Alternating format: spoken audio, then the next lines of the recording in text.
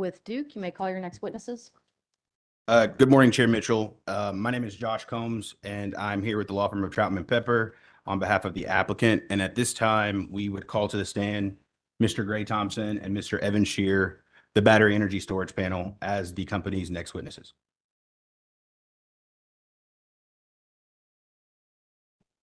All right. Good afternoon, gentlemen. If you would, please raise right hands, left hands on the Bible. You swear the testimony you're about to give shall be the truth, the whole truth, and nothing but the truth, so help you God. I do. All right, Mr. Combs. Mr. Thompson, could you please state your full name and business address for the record?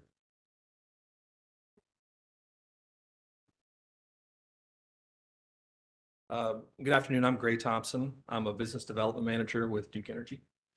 And by whom are you employed? By whom are you employed and what capacity? Thank you. Business development. I'm a business development manager with Duke Energy. And Mr. Shear, could you please state your full name and business address for the record? Sure. Evan William Shear, and my business address is 526 South Church Street in Charlotte, North Carolina, 28202. And by whom are you employed and in what capacity? By Duke Energy, and I'm a principal integrated planning coordinator. Mr. Shear, on December 20th, 2022, did you and Mr. Thompson cause to be pre-filed 16 pages of joint direct testimony in question and answer format, along with 2 exhibits to that testimony? Yes. Were the exhibits that were a part of the testimony prepared under your supervision and direction? Yes. Are these exhibits true and correct to the best of your knowledge? Yes.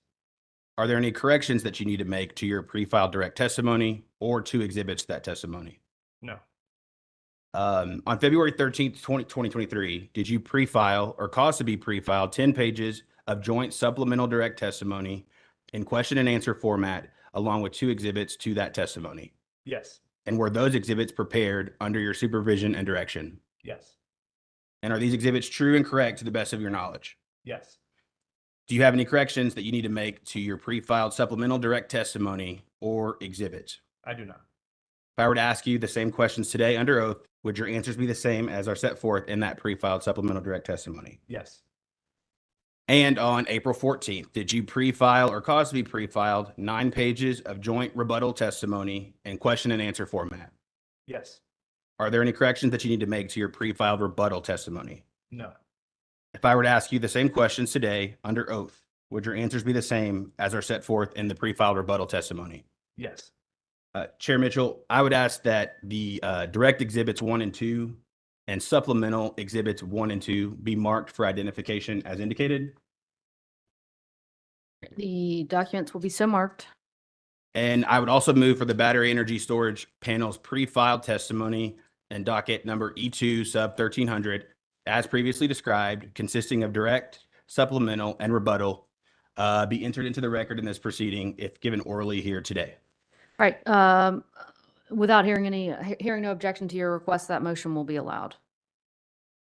And then the panel also pre-filed summaries to their testimony that was pre-filed on May 2nd, 2023. And I would just ask that those summaries be entered into the record as if given orally today. All right. Summaries of the testimony will be copied in the record as if given orally from the stand today. It's my understanding that all parties have waived cross-examination for this panel. And so the battery energy storage panel is available for questions from the commission. All right. Let me check in to see if there are questions from commissioners. All right, gentlemen, I have a few for you. All right. Are you all familiar with the testimony of public staff witness Jeff Thomas? Yes. Okay, so you've both reviewed it. Without getting into confidential information, I don't want to elicit confidential information. Where does the company stand on Mr. Thomas's contentions regarding the limit on the benefits to customers that have resulted at the Hot Springs site? Take this one. Sorry. Commissioner, I think you're referring to witness Thomas' discussion in his testimony regarding interconnection limits that were discovered and imposed on the project. That's right. Subsequent to the commission's order. So yeah, that's where we're going to start. So speaking to the benefits of those relative to that that order. Well, my question really is, again, you're gonna have to be careful here just to avoid confidential information, and I'm sure you all are aware of where that line is, but do you agree that that limitations did arise as a result of interconnection related issues? Yes. And were those limitations not foreseeable to the company? Yeah, I believe at the time when the project was identified to solve a reliability need, there was no awareness that there would be an interconnection limit in terms of export capability for the battery.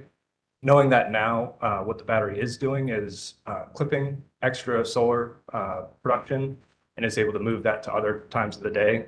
And then it also So actually, I'm sorry, I'm going to interrupt you. I apologize, Kayleen. So it's the clipping, it's the export that's caused the problem, or is imposing the limitation? the clipping is the solution to the export limit for the site. Okay. Commissioner, I might add, Chair Mitchell, excuse me, I might add that there was a recommendation that the cost benefit analysis for Hot Springs be revisited. And I do believe settlement stipulated that we were open to discussions with them on viewing what that cost benefit analysis might entail, what the original one did not. So I'd offer that's been part of our interaction with staff so far in the case. Okay. The settlement agreement, I think you're referring to section 4.37 of the settlement agreement. And it was not clear to the commission where the company stood on preparing the updated cost benefit analysis as requested by Witness Thomas. And so that's really the reason for my questions. We would like some additional information related to the limitations that have arisen and Yeah. as you've experienced, as you have operated that facility. And so information that I anticipate that information could be included in your update. Yes, in the October operational report for Hot Springs, that's something that we're going to cover. Okay. All right. Given your experience now with Hot Springs, will the company take different action going forward at battery sites that it plans to operate in a similar fashion Yes. to foresee limitations such as the one you've encountered? Yes. So there's some learnings for Hot Springs that I can speak of, but I don't know if there's anything else you'd want to add, but that concept of an export limit for a microgrid is something that we're taking into account now when we evaluate other microgrid opportunities.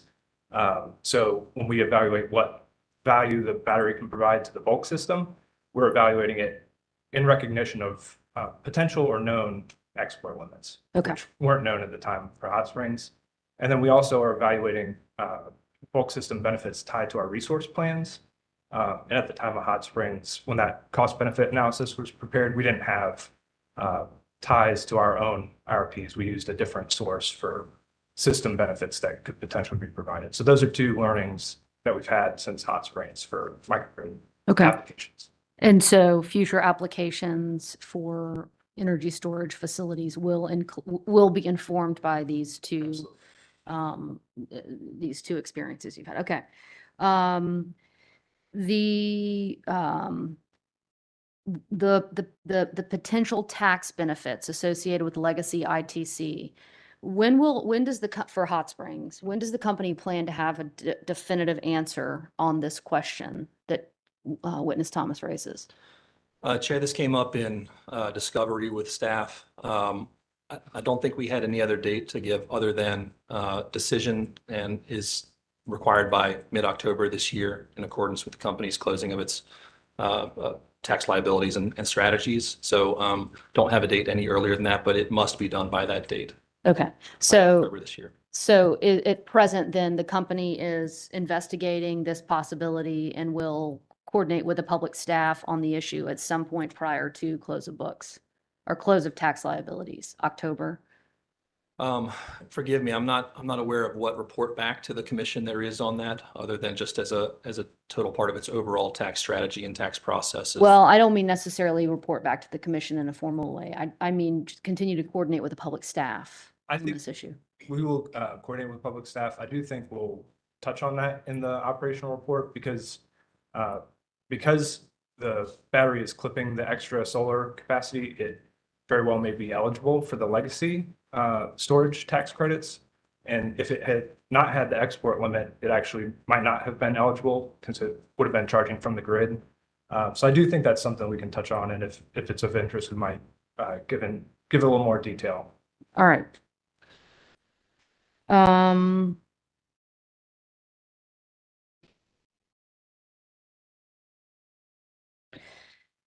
All right, there are 6 energy storage projects included in this multi-year rate plan application. Safe to assume that DEP is planning additional energy storage projects, just won't be scheduled to be in service by the end of October 2026. Is that a fair assumption? It is. Okay. Can you speak to Witness Thomas's concern about location of the energy storage facilities east versus DEP East versus DEP West? Yeah, I could touch on that and let you cover as well. So the bulk system needs are calculated across all of DEP. So the resources that are in the Western Carolinas region, DEP West, will be able to provide services for East as well. Part of the reason why we have probably more proportionally investments in DEP West now than might be the case in the future is the Western Carolinas Modernization Plan had identified some limited generation options in that area. And so that was kind of the impetus for developing projects in DEP West. But it will be useful across the DEP system. You mean those projects that are deployed in DEP West will be useful? Correct. Will serve DEP East as well. Okay. All right, that's all I have. Commissioners, any questions? Commissioner Duffley? Did you have one? Commissioner Von Bland, go ahead.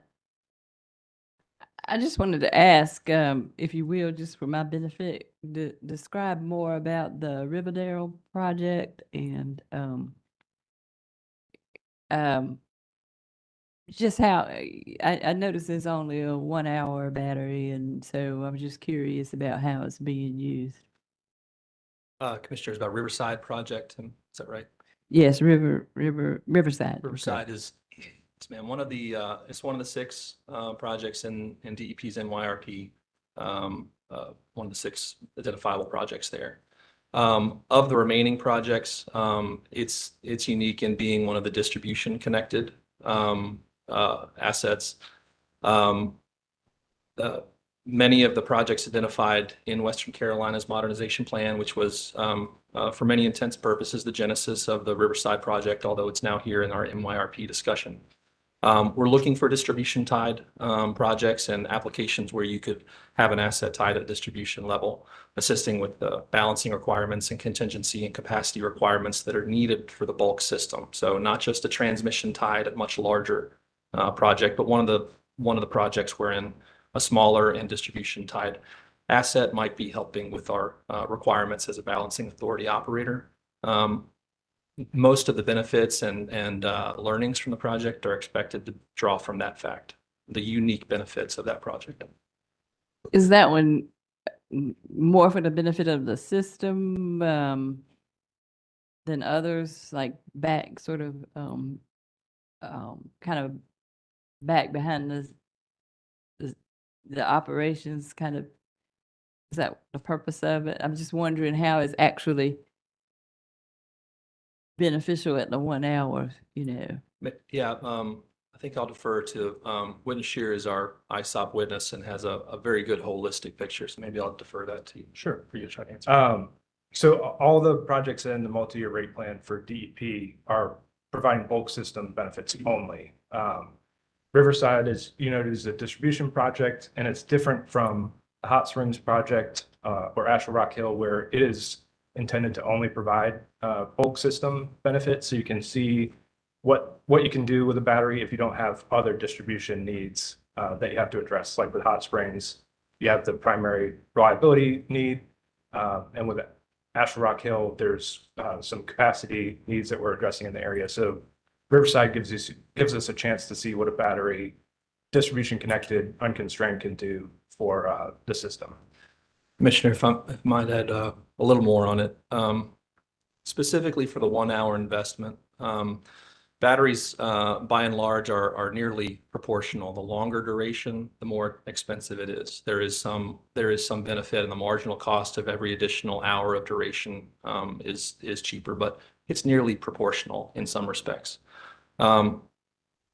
The company's MYRP portfolio as a whole represents a limited investment in the MYRP period. There are pretty significant goals and requirements of both North Carolina Carbon Plan and other resource plans over the past few years.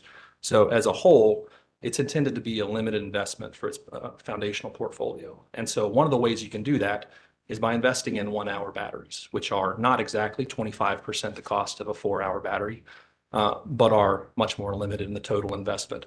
And yet we're expecting to be able to find many of the same benefits, just at a reduced amount, proportionally reduced amount, and essentially integrate those processes so that it becomes more of a core competency for the company. And specifically for the distribution type batteries, the company is expecting that those will be operated largely out of our DGOC, Distributed Generation Operations Center. So the more projects, this will represent, off the top of my head, it's difficult, the third or fourth grid connected project at that operations center, and their associated processes will be dispatching and controlling. Riverside will be a constituent member of the portfolio that they're dispatching. And so gaining learnings there, gaining knowledge, as well as dispatching it for the benefit of the balancing area is expected to be a pretty significant benefit for Riverside. Okay, thank you. All right, Commissioner Duffley. So you may need to direct me to the settlement witness, but with respect to the partial settlement, it states that the company shall reallocate the cost of the Hot Springs microgrid as recommended by public staff witness Thomas. And if you could on the record just explain a bit more what that entails. There was witness Thomas' recommendations were for essentially delineating. Let me please back up a little bit, if you will, Commissioner Duffley. Hot Springs microgrid involves two major cost components. There's, well, really three. There's the cost of the battery that is at the site, the cost of the solar facility there, and then the cost of the microgrid associated controllers and studies. Witness Thomas' recommendations were requesting for much more delineation of the costs of the solar component of the project from all other costs. The discussion was largely about the eligibility of those costs within the larger project for investment tax credits. It was also about the FERC account functionalization of those, which is separate from eligibility for investment tax credit, but the FERC account functionalization of those costs. And so witness Thomas' recommendation for segregating those solar costs out would have had those costs for separate treatment in both ITC and FERC account functionalization. I hope I answered your question with that. You did. Thank you.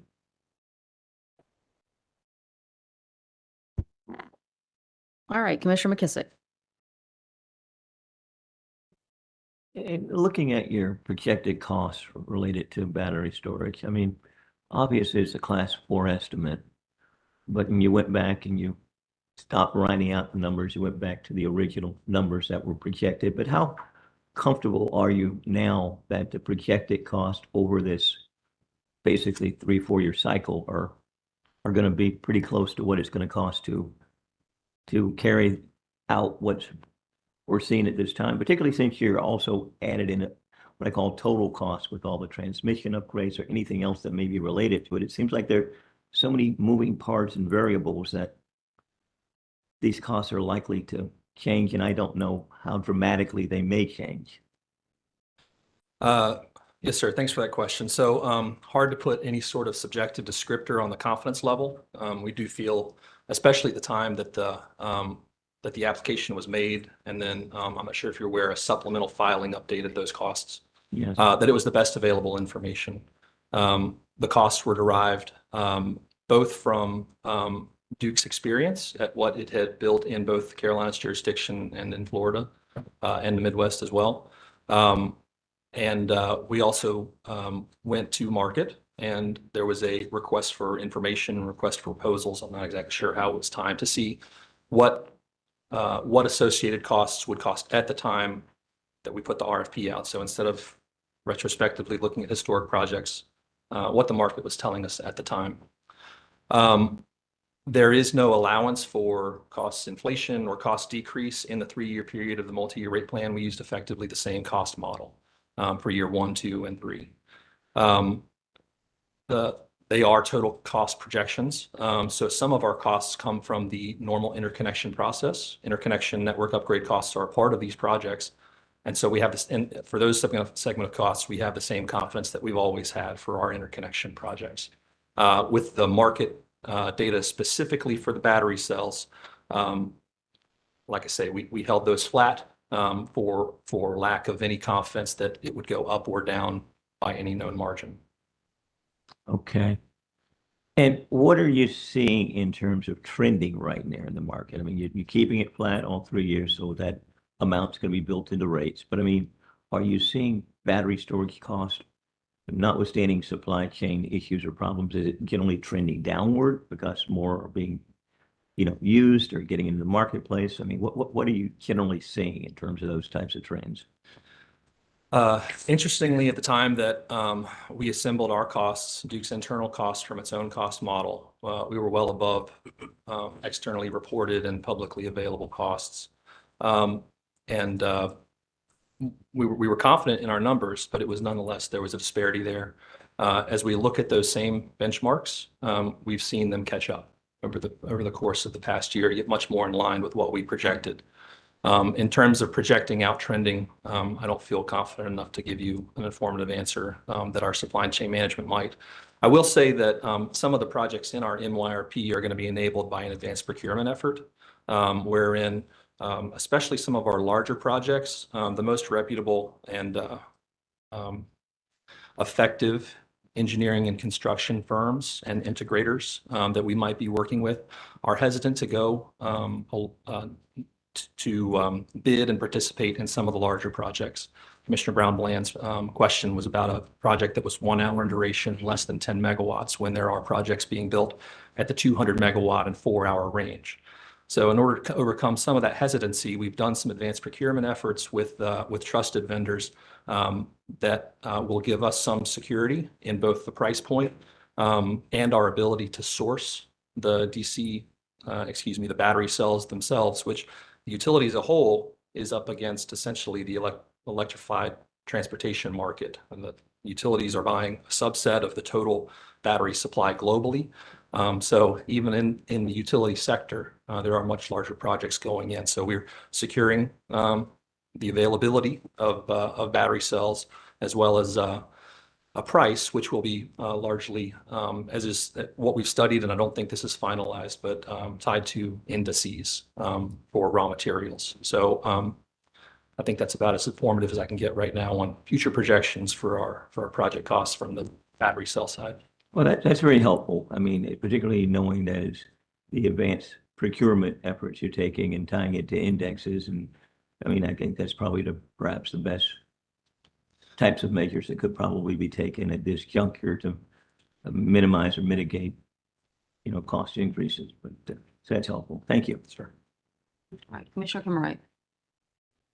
And then a little bit related to Commissioner McKissick's question is my question's about the in-service dates. And I know that the public staff had some concerns about whether the in-service dates for the battery storage projects were realistic based upon supply chain issues and construction timelines. Can you just provide some information about, I know you provided some revised forecasting for the in-service dates, and how confident you are about being able to place them in service based upon those revised timelines? Yeah, thank you. So the answer is we feel confident in our timelines. We went through them and as a portfolio didn't look on a single project by project basis. When can we secure material for this? but rather the company's in the stage of essentially ramping up its procurement and construction activities from our project management and construction group for some of these larger ones for the first time. We have completed our first transmission tied project in the state of North Carolina with Lejeune. And doing things a single time is one thing, but now when you have to optimize those same resources for multiple projects at the same time, our in-service dates are greatly affected by our essentially bandwidth as project managers and supply chain management. So many of our schedule changes were not due to, well, we know, for instance, that this part now takes 15 months and it is required for this project. But as a class 5 estimate of both cost, scope, and time, we were looking at this as a reasonable expectation for some of those long lead items and much more of optimizing the workload of the groups that are set to execute the various parts that go into a project. So I think your question initially was about confidence. I feel confident in it. And through the quarterly update process, which will be a part of the multi-year rate plan, expect to update staff and any other party that's part of those updates as we go along and make them aware if there is slip, if there's advantage to customers to pulling projects forward, to have that be a part of those project updates. We're fully expecting and going to be prepared to do that. All right, questions on commissioners' questions. We'll start on this side of the room. Company? I just have two Yep, go ahead. questions. So you were discussing the Hot Springs CBA with Chair Mitchell and talking about the export limits that were not originally understood. Are there additional benefits or uses of Hot Springs that have been identified as well since the battery has went in service? Yes, so just maybe summarizing that, there's additional benefit from the solar on site because it can be stored and used at a different time. So it's kind of increasing the solar benefit of the project writ large. And then we also mentioned the legacy investment tax credit, or ITC, as being another benefit for a difference in how we're operating it compared to how we maybe thought that we would be able to operate it. So that's another change in operations that be reflected in a revised CBA. Mr. Thompson, in it's talking with Commissioner McKissick, you were speaking of the advanced procurement efforts, and you referenced a hesitancy of equipment suppliers and others. What were you referring to there? Simply the integrators and partners that we are working with and have performed well for us in the past. They have their own constraints. They have a limited number of project managers so going to established partners, and there's not just a single one of those. There are multiples, but going to them and when they are pressed for time and there are larger projects in the market today, maybe not in the Southeast, largely regulated regions, but when there are projects available domestically, even they're going to be choosing which projects to use those limited resource, use those limited project managers and subject matter experts, and so it's not going to be that we can't engage with them, but we are doing everything we can to make those efforts more confident in both the price point that we're going to finally end up at and our ability to execute on time. So I think I answered your question. You did. That's all that I have. All right. Well, with that, gentlemen, you may appreciate your testimony today. You may step down and be excused, and I will take a motion, Mr. Combs. I would ask that the storage panels exhibits, direct exhibits 1 and 2, and supplemental exhibits 1 and 2 be entered into the record. All right. Hearing no objection, those exhibits will be admitted into evidence. Thank you, Chairman. All right. Thank you.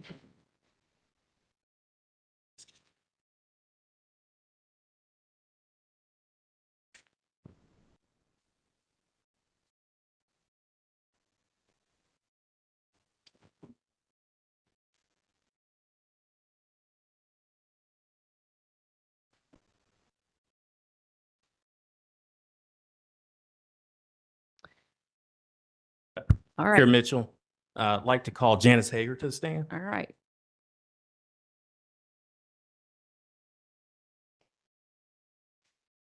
Good afternoon, Ms. Hager. Good afternoon. If you would, please, ma'am, left hand on the Bible, raise your right hand. You swear your testimony you're about to give shall be the truth, the whole truth, and nothing but the truth, so help you God. I do. All right. Ms. Hager, would you please state your full name and business address for the record? My name is Janice Hager and my business address is 2049 Mount Zion Church Road, Alexis, North Carolina. And by whom are you employed and in what capacity? I'm the owner of Janice Hager Consulting.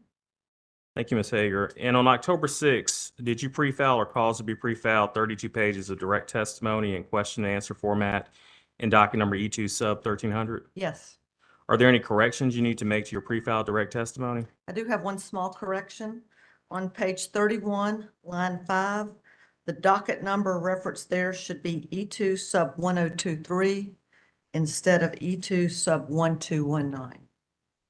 Thank you, Ms. Hager. If I were to ask you, with that correction, if I were to ask you the same questions today under oath, would your answers be the same as set forth in your pre-filed direct testimony? They would. Also, Ms. Hager, on October 6th of last year, did you cause pre-filed in this docket direct exhibits, Hager direct exhibits 1 and 2 to your direct testimony? Yes. Do you have any changes or corrections you need to make to your direct exhibits? No. Were these exhibits prepared under your supervision and direction? Yes. Are they true and correct to the best of your knowledge? Yes. Chair Mitchell, at this time, I'd ask that Ms. Hager's pre-filed direct testimony be entered into the record as given orally here today, and Hager exhibits 1 and 2 be marked.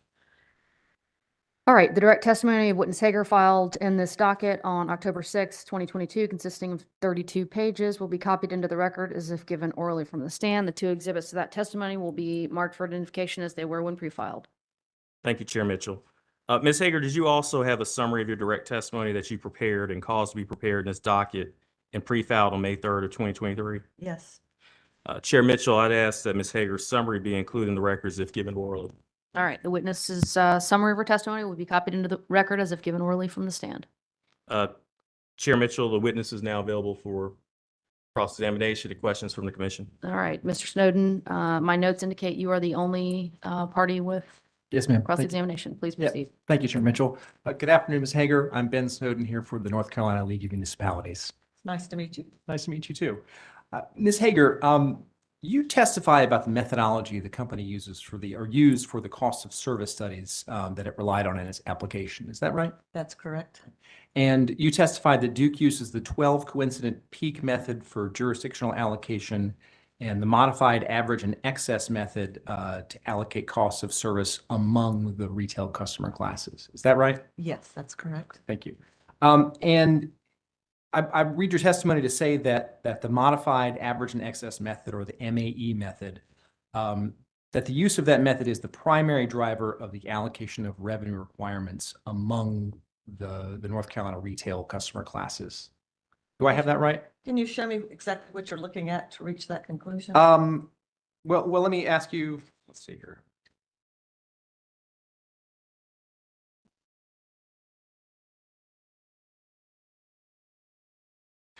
So I'm looking at pages 4 and 5 of your testimony. You talk about the stipulation that was entered into by Duke, the public staff, and SIGFR regarding the cost of service methodologies. Yes, sir. Okay. And on page 5, you talk about the modified average A&E method a little bit. And you say, I conclude this is a reasonable method for the allocation of demand-related production costs to the North Carolina retail rate classes in this case. Do you see that? I certainly agree with Okay. that statement. Okay. Well, would you agree that the MAE methodology is the primary driver of the allocation of revenue expectations or requirements among the various? No, customer I'm sorry, I classes? would not agree with that. Okay. It's one component. Mhm. First of all, it's only the demand related production costs. So you've got other production costs, you've got, transmission, distribution, customer, all of those costs being allocated that are not impacted by the 12 CP and modified A&E method. And then even within the demand related production costs, The A&E method is a subset of, you've got to go through the 12 CP before you get to the A&E. So it certainly has an impact on cost allocations, but I wouldn't say it's the primary driver behind the amount of revenue or amount of costs that are allocated to a customer class. Okay, thank you for that. I'd like to talk a little bit about the proposed allocation of revenue requirements among the various customer classes. Do you have a copy of Duke's application to adjust retail base rates? I do not. Okay. I believe it was filed in October 2022 and is in the record. I do have a copy of selected pages from it if you'll have a copy of that, the entire thing. I have a copy of just the excerpt if it would be helpful to provide the witness. Sure, if you give us one Yeah, moment, we if you can give pull us a moment to. Sure, yeah.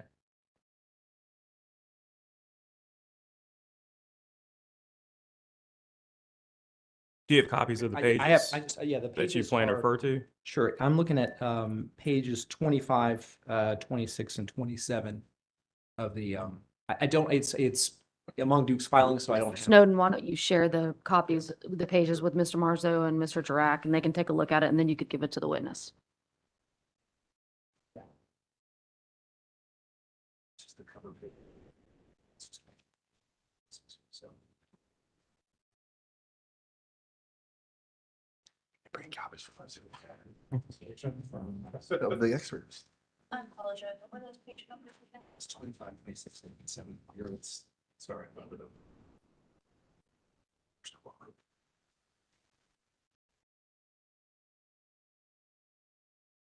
Yeah, you mind if we give her a full copy? I'm not on. Yeah. If I can keep this, be great. Okay.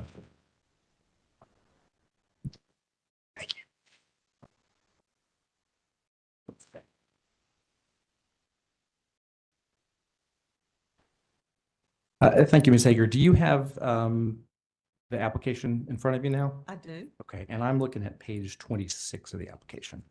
Okay.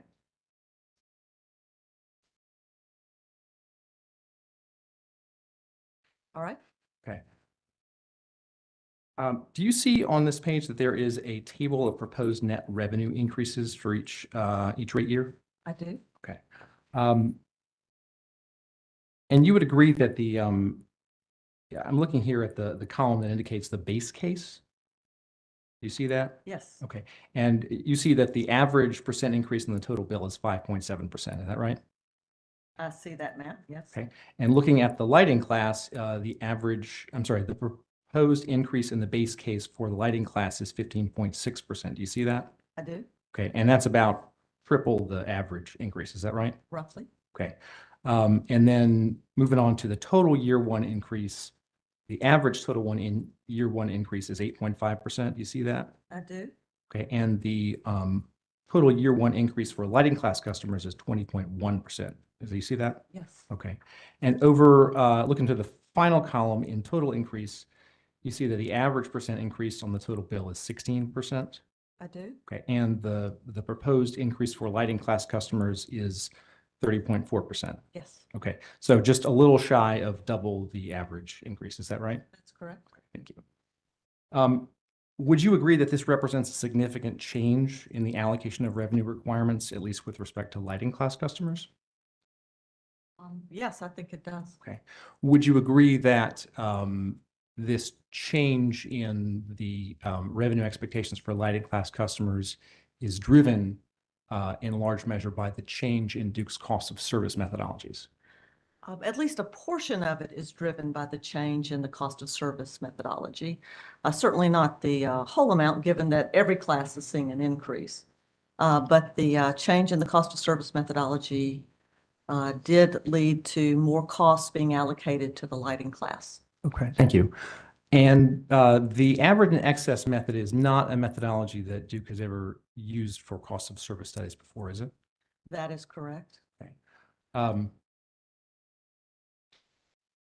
And turning to page, just the next page of the application, page 27, you see at the top of the page, it says the different percentage increases for customer classes reflect the allocation of the rate increase necessary to gradually move each customer class's current contribution closer to the overall retail rate of return average. Do you see that? I do.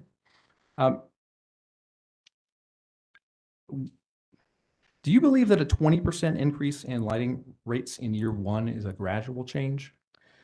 Well, I think we need to not mix up what cost of service does and then what happens within rate design. So the purpose of cost of service is to determine what is what cost did that group cause to be incurred by the company.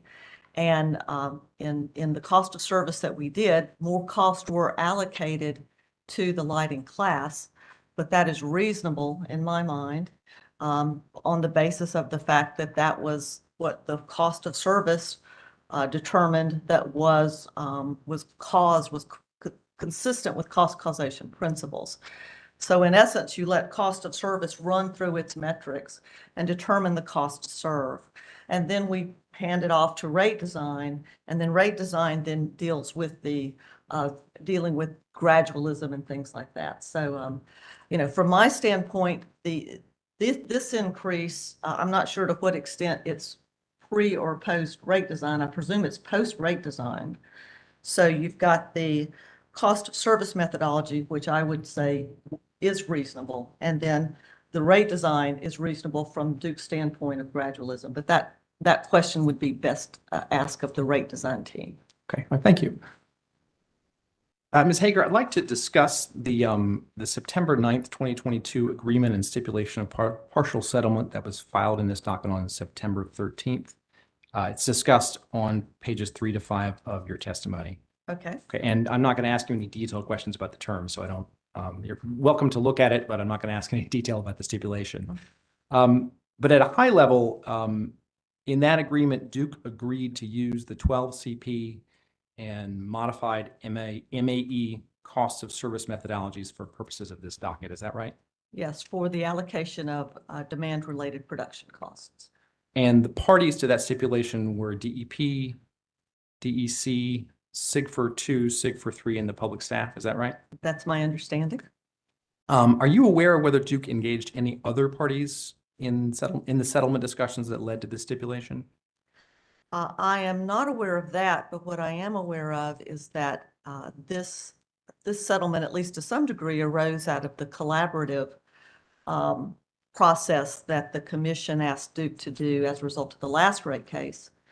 And in that collaborative process, there were a lot of parties represented, and all parties who had participated in the previous rate case were given notice and invited to let Duke know if they wanted to participate. So there was a lot of exchange in that collaborative about the pros and cons of various methods, and it was after the close of that the parties that reached the settlement came together for that discussion. Okay, I want to make sure I understand what you're saying. Are you testifying that all of the parties who were involved in the stakeholder process that considered different cost of service methodologies were invited to participate in settlement discussions? No, that's not was not my testimony. What I'm saying is that all entities that were parties to the previous rate case were invited to participate in the collaborative, and it was out of the collaborative that some parties came together for the stipulation. Okay. And is it fair to say that in that collaborative process, the stakeholder process, there was not a consensus that was reached on what would be an appropriate cost of service methodology, right? That is certainly the case, nor would have been expected. The interesting thing about cost of service methodologies is everybody's idea of what the best method is pretty diverse, let's say. Okay, fair enough. And there was a report that came out of that stakeholder process. Is that right? That's correct. Okay, and it discussed various cost of service methodologies. Okay. Yes, it did. But that report didn't make a recommendation about what would be the most appropriate cost of service methodology to use, did it? It did not. Okay. So as you said, the stipulation provides that Duke will use the 12 CP and modified average and excess methodologies for this rate case, right? That's correct. Okay. And on page 7 of your testimony, you say that the results of this cost of service methodology is just a guide in designing rates, right? Yes. Okay. So even if this commission were to accept the stipulation and the use of 12CP and MAE for purposes of this proceeding, it doesn't necessarily follow that the allocation of revenue requirements among customer classes has to follow that allocation of the cost of service in every year, does it? I think we may want to make sure we're clear on when we say allocation, sort of where that ends. So in accepting the stipulation, if the commission were to accept the stipulation, they're saying that as the costs are passed to rate design, they would be, we would be using the 12CP and modified A&E. And then beyond that, that's I think the commission then will be ruling on the rates that arise out of that cost of service. And there are more things to consider than just purely the allocation of cost per the cost of service. Okay. Thank you very much, Ms. Hager. Those are all my questions. Right, redirect. Yeah, just very, very briefly, Chair Mitchell. And Ms. Hager, you were asking questions regarding the process for coming to a settlement on the cost of service just momentarily ago. Do you recall those? I do. Now, is it fair to say that the cost of service has routinely been a heavily disputed issue in DEP rate cases? Yes, it has been. Okay. And in this particular case, is it fair to say no party has proposed an alternative cost of service methodology to the one provided for in the stipulation? That's correct. For the first time since I've been doing this, I did not have to file rebuttal testimony because no one offered an alternative to what we had proposed.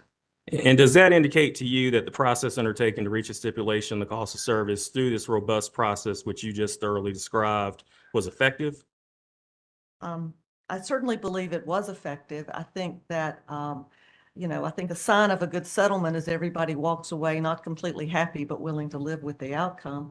We had that, and I think the fact that no parties offered another alternative would say that there was general satisfaction. I don't want to say there was total satisfaction, but that overall there was a surprising amount of agreement, or at least not strong disagreement with what the company had done through the settlement. Thank you, Ms. Hager. Chair Mitchell, no further questions. All right, questions from commissioners? Commissioner Clodfelter. Ms. Hager, good afternoon. Good afternoon.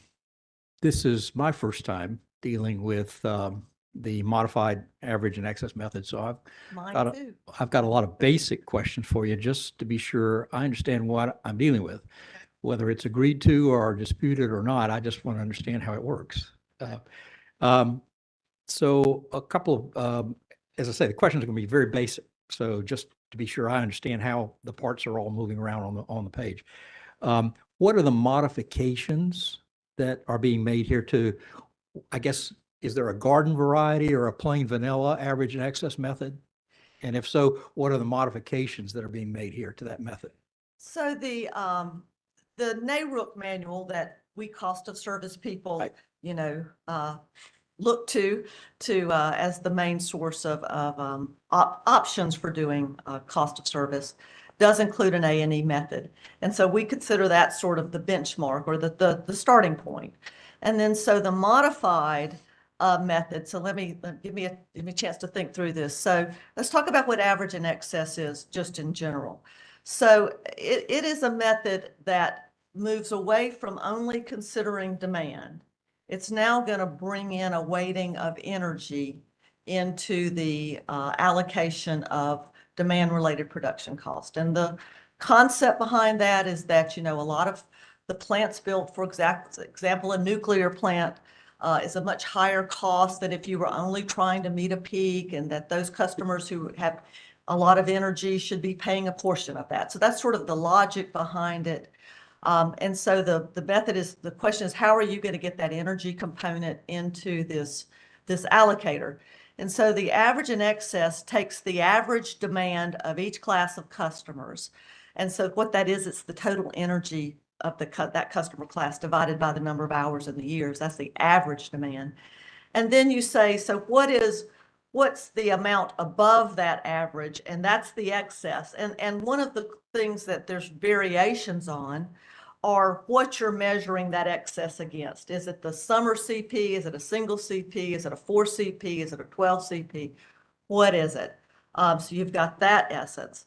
But essentially, so you're going to allocate typically some percentage of the total demand-related production cost on average. Oftentimes that's system load factor.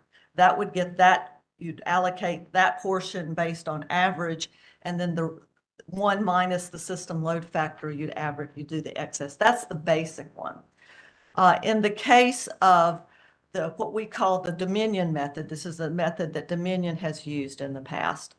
I'd also need to say that, back up and say, in the average and excess method, when you sum all of that up, you're going to end up with a number too large, and you're going to have to do some sort of scaling. So in the Dominion average and excess method, which we have used here, there are essentially, we are taking the average demand, and for our excess demand, we're putting this against the each class's non-coincident peak, not a coincident peak, but a non-coincident peak.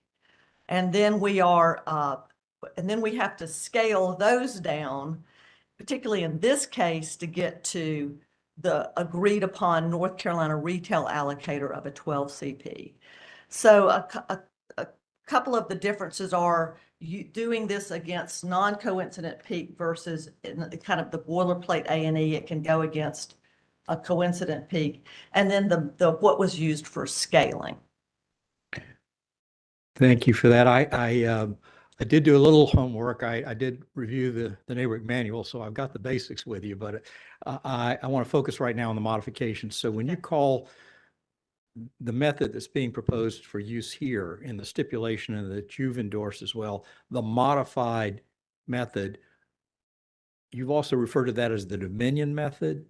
Yes, sir. Is that because it's used by Dominion in Virginia for retail? Yes, yes. It's not used by Dominion in North Carolina yet. My understanding is it is not. It's not been proposed by Dominion yet. Right. Okay.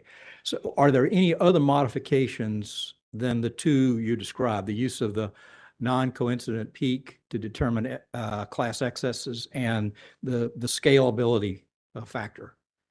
Are there other modifications?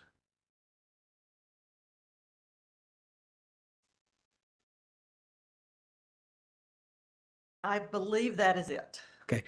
Let me ask you about the scaling factor. I understand what the endpoint you're trying to get to. So say a little bit more about what's the factor you use to try to scale. How do you arrive at that? So this gets, there are a lot of numbers here, so bear with me. So you followed we do the average demand. Right.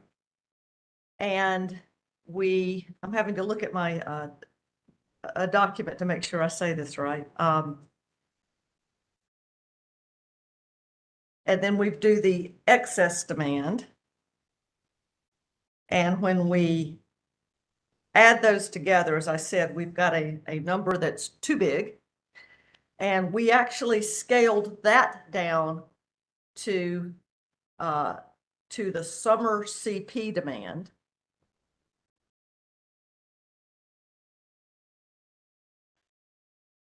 And then we had to scale it down further to match the North Carolina firm retail allocation. So you're preserving the A&E values, the relative values, but you are having to scale down the percentages to fit to the number you've agreed to. Because the sum of the non-coincident peaks for each of the classes summed up is greater than the system peak. That's correct. That's correct. That's why you have to scale. And so you scale, do you use a proportional scaling? Is that what you do? Is you sort of take each, determine a ratio that each bears to the 100% and then use that to scale against the system Yes. coincident peak? Yes. That's how you do it? Yes. Okay. Is there any other modifications? Were there any other modifications than the two we just walked through? Give me just a second.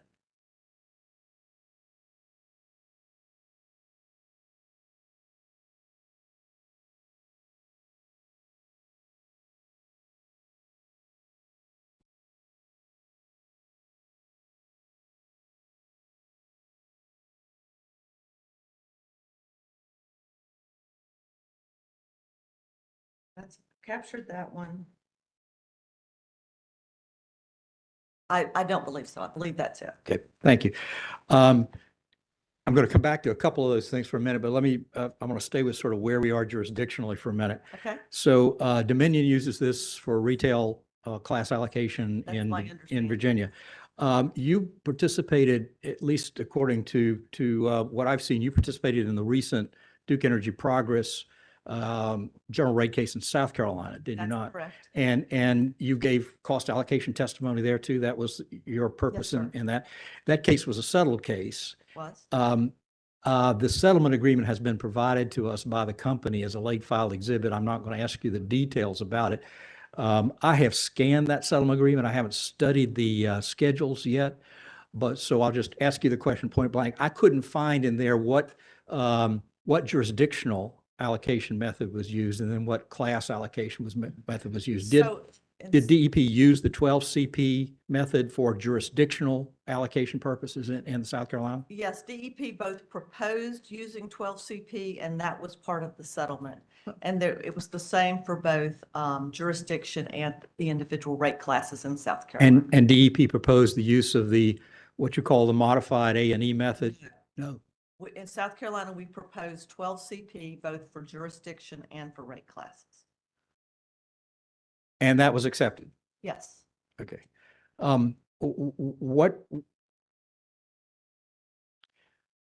Why not use the 12 CP class allocation method here? Because we have a settlement.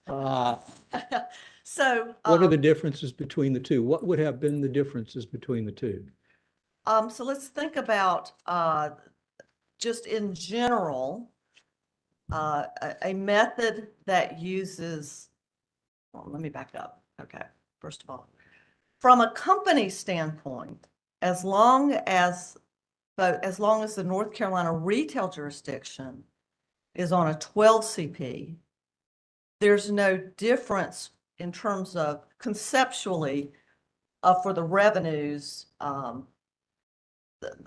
to be collected, regardless of how of what happens on the class level. The example I like to use, I told them I'd get my pie analogy in, and I will.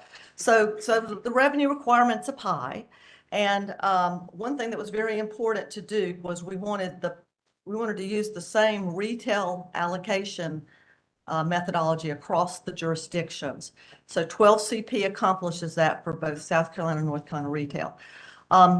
So then within the North Carolina retail jurisdiction, when we move to the modified A&E methodology, there is going to be cost shifting between the rate classes.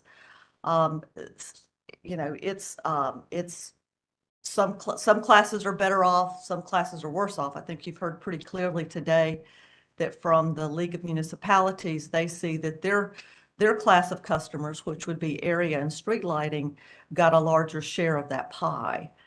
Nobody likes a larger share of the pie in this case.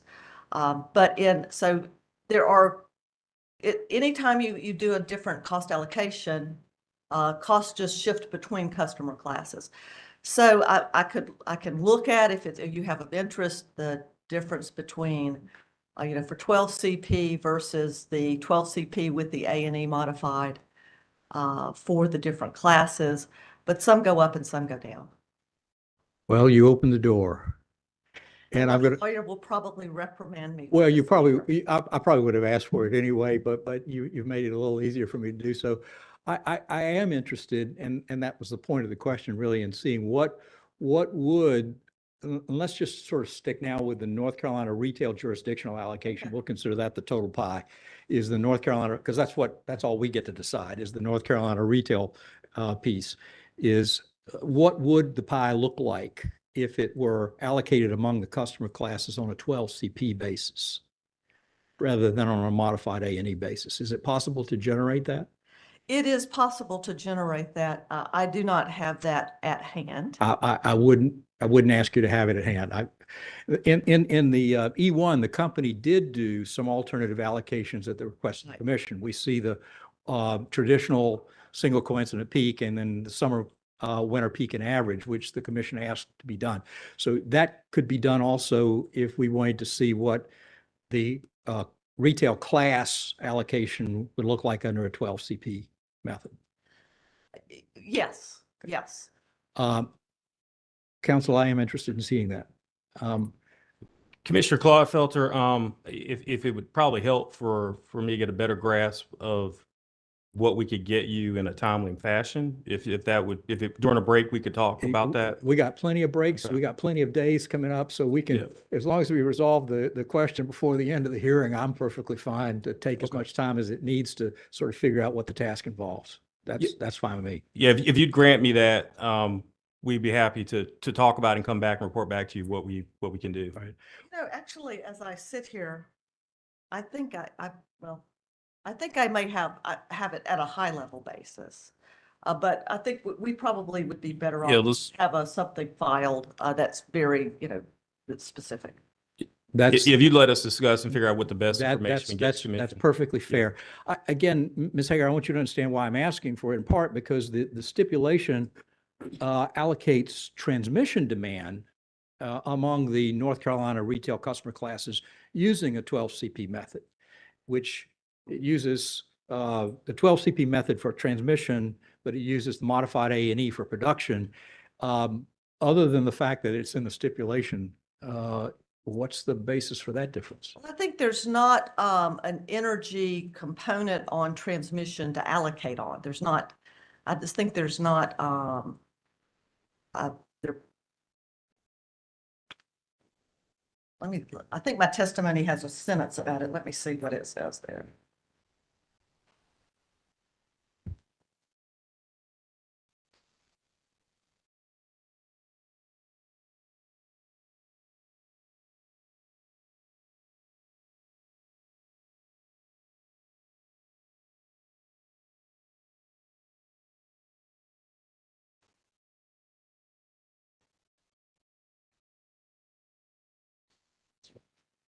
Okay.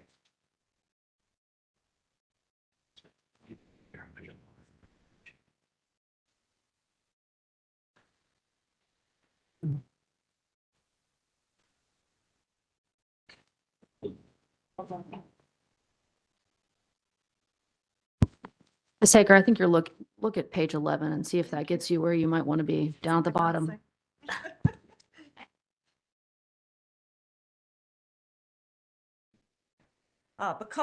Because transmission demand does not have an average or excess energy components, the transmission demand factors at the customer class level are equivalent to the 12 CP. You might not be the right witness to ask this, but I'm going to try because of the statement you just read from your own testimony.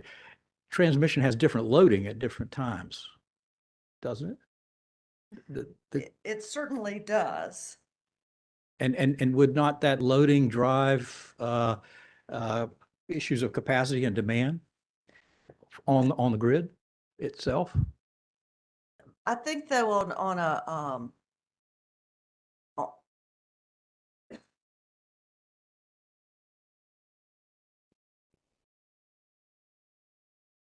I don't know how to answer that question. That's fair. We'll leave it then.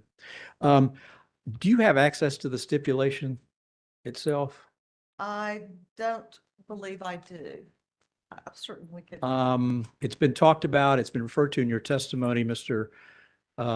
Snowden asked you some questions about it. It's in the record, but I hope maybe counsel or someone would be able to give you a copy of the stipulation. Commissioner Clapper, I believe I may have a copy here. I'll get one, I'm- Mr. Crowley. Right. And be sure it has the exhibits, because the questions I want to ask are about the exhibits. I don't think mine contains the exhibits. Yeah, the original filed example did not have the exhibits, and then the company refiled it with the exhibits. Counsel, I have a couple of copies of the exhibits, but you don't want to take my word for it. You probably want to use one that you're satisfied with. Yeah, I think we're looking now to see if we can Okay, locate one. all right. Well, while you're looking for that, and to keep the time going, let me continue with the question and we'll come back to it. So for the modified average and excess method, to compute the average, you take total system energy usage across the 8,760 hours of the year, and you average it for each class. That's correct. You don't, so that's a system-wide average over an entire year. Yes. But then when you compute the excess, you use a class-based non-coincident peak, which is going to be different than the system peak. We've already talked about that, right? That's correct. It likely different hours, different days, et cetera. Is there a version of the method that uses the system peak to compute the excess? I think if you actually just use there's one method that it just ends up looking like the single CP or the 12 CP. It doesn't change it. But yes, there is, I think the pure A&E version could use just the coincident peak. Or the 2 CP or the 4 CP or the 12 CP. Or the 12 CP. Would you look at page 18 of your testimony, please?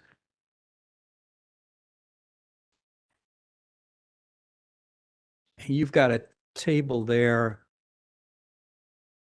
Yes, sir. that shows the system peaks for the 12 months of, I'm sorry, I've lost which year this is. 21. 2021. Thank you. I know it's in your testimony. I just couldn't see it on the page. So if I'm looking at this chart, if I look through the chart, it looks to me like the annual system peak was the number shown for Thursday, August 12th at 5 p.m. Would I be reading the chart correctly if I Yes. conclude that? Yes, sir. Okay. And so if I wanted to sort of see the retail class, there are two things I'm interested in. See if you can generate for me about this chart. For each of these system peaks, for each of the 12 system peaks, each class, retail class, is going to have had a contribution to that peak, that particular peak. Correct. Is it possible to see a chart showing each class's contribution to each of the 12 system peaks you show here on this chart? Yes. Could And that be would have been generated? used, we would have used those in generating the various methods we filed in the E1. So Is that in the E1? they were used in the E1, whether or not they're specifically spelled out, I don't know, but those numbers do exist. If they're in the E1 and through counsel, you can provide me a page citation to the E1, that's acceptable. And If they're not in the E1, but in the work papers, I would be interested in seeing that. you wanted that for the contributions of each rate class to each of the Of the these- 12 system of these peaks. 12 CPs. Right. That's the first chart. The second chart, as we've already discussed, is that the non-coincident peak for each rate class is going to not show up on this chart. You can't extract it to this chart. It doesn't accumulate into this chart in any way. It's a separate calculation, correct? Yes, yes. Would it be possible to see for each rate class the non-coincident peaks for the 12 months of 2021? I believe so, because I believe we had to have that to do this calculation. I suspect you did. Is it in the E1 also? Would not have been. Okay, I would be interested in seeing that I chart. don't believe it would be, but I think we'll have to verify that. We'll either have the page number just to point you to, or just give you the information. That's fair. Now, when you come to use the method, whichever method you've chosen, in this case, we've got the modified average and excess method. When you come to apply that method, what you're applying it to, though, is the coincident peak, the demand evidenced by the coincident peak, right? That's what you got to recover. That's the cost that you've got to recover. Well, we're applying it to the revenue requirement for the production, the demand-related production cost revenue requirement. The allocation factors get applied to that to say, you know, how much of this demand-related production capacity total revenue requirement are we going to collect from residential, from general service, et cetera? I think we're saying the same thing. What you're trying to recover, though, is what it costs Duke Energy Progress to have adequate capacity to meet the demand on the peak day of the year. That's a coincidence. As every other hour of the Well, year, but it's- the capacity costs. Correct. And Yes. that's a coincident peak day. Yes. That's the day they've got to have the generation available for. That's when 12,655 megawatts are being demanded from the system. Yes. And, all right, so I think we were saying the same thing. We got there with different words, but thank you for that. So now when you want to allocate that demand cost among the retail classes, why use the non-coincident peak for each rate class when they don't sum up to the system need? It comes down to the theory of what average and excess is. All right, say more. Okay. So the average and excess theory says that that you're building a system to serve 87, 60 hours. Yes, you're concerned about coincident peaks, the peaks, but you're also very much concerned about other, you know, all the other hours of the year. So that, and the using the non-coincident peak just recognizes that there is great diversity among the customer classes for the loads that they put onto the system. And you want to recognize that they put different stresses on the system at different times. The choice is driven by the fact that the rate classes have variable demand and the rate of variation differs from class to class. Yes. Did I understand it? I'm repeating back what I understood you to say for the purpose of being sure I'm understanding it I right. think you're saying what I'm saying, so Okay. we hope we're on the same page here. Well, if it should turn out, in fact, that there's not that significant a variation among the different retail rate classes in the load curves through the course of the 8760 year, why would you then use, if it turned out that they were fairly level and fairly uniform from rate class to rate class, why would you then use a non-coincident peak? I don't know that I really have an answer for that. There are a number of ways to do the calculation. The way the settling parties agreed to used the non-coincident peak. I understand it from the standpoint of recognizing the diversity of the classes and wanting to just to capture that. But in terms of why that is that superior to other methods? I think that's probably a subject of debate. Let me see if your counsel's got the stipulation with the exhibits. Commissioner Clawfelter, I do have a laptop version that has Exhibit A and B. I think that's what you're referring to. Yes. If you want me to provide it to Ms. Hager, I'll. If you will. Okay, and Commissioner Clodfelter, I have a hard copy with exhibits A and B, if that'd be helpful. You might want to keep that for your side of the room. That's a good point. Or I'll take your hard copy. I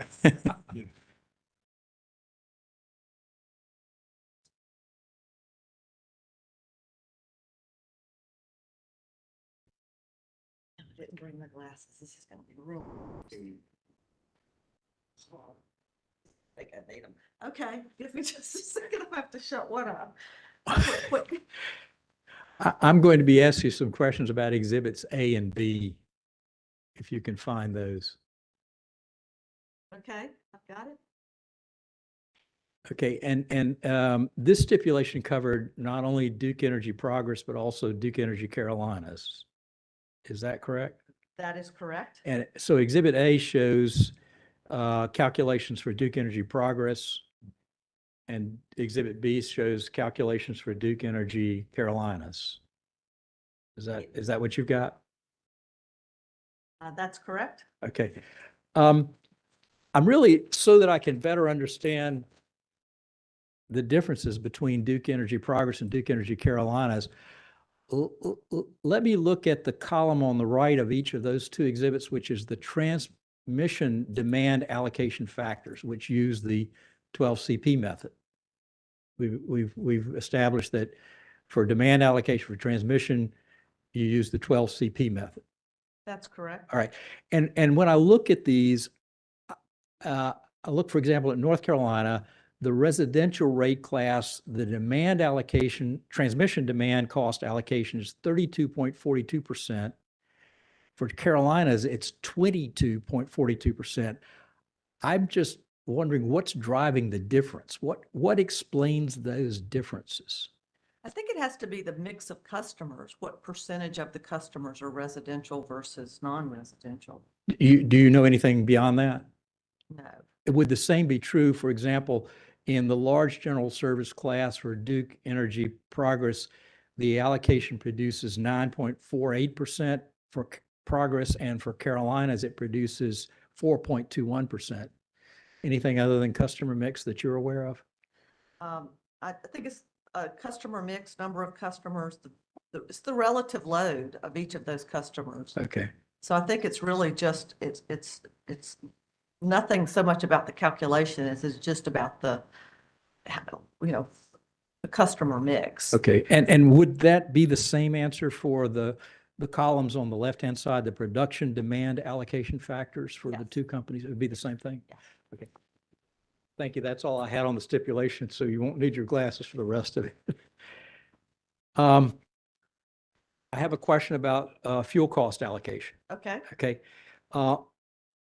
In your direct testimony, I think it's section 5, you might want to, I'm there. okay. On the fuel cost allocation, it's pages 30 and 31. You're asking the commission to consider a cost allocation change from the existing production plant allocation factor and use production demand allocation factor in the company's fuel case when it allocates system purchase power capacity costs. Is that what you're recommending? Yes. Okay. What is the differential impact on, let's just pick the residential class, it's the largest class by number of customers. What is the differential that change would make in the impact on the residential rate class? I don't know, but I do know it would be a relatively small number. You're first talking only about purchase power capacity costs. Right. That show up in fuel. And then the difference between allocating based on production plant and production demand is actually going to be not a huge difference. Like, for example, I think one of the factors there's like a Harris disallowance cost that, factors into here somewhere, but wouldn't, would be in one and not the other. So it's not a huge difference, but I do not know the exact numbers. And this would be for, I believe this is for the next fuel case proceeding. Right. So that would be something we would deal with in the next fuel rider and not in the present case, this recommendation. I think that the company, but based on the statute, felt like it had to get authority in this rate case to change the proposed allocation in the next fuel case. And it's probably someone on council can correct me if I'm wrong about that, but that's my understanding. Okay. So that's why it's in this case. So we still need approval for it in this case, but I don't believe that it will come forward, the impacts won't come forward in fuel case. And I bet witness Bateman would be a great person to ask. I have waited a long time to punt to the head of the rate department. That's something that used to happen to me all the time. Thank you, Ms. Hager. I think you've told me what I need to know about that this afternoon. If you'll give me just a second, I want to check my notes to be sure. And I would Yes, also ma'am. suggest Ms. Bateman was very involved in the settlement on the production costs, and likely can clarify, add to, you know, to the extent you have any questions remaining, she could, I think, help answer those better than I could. Give me just a second. Okay.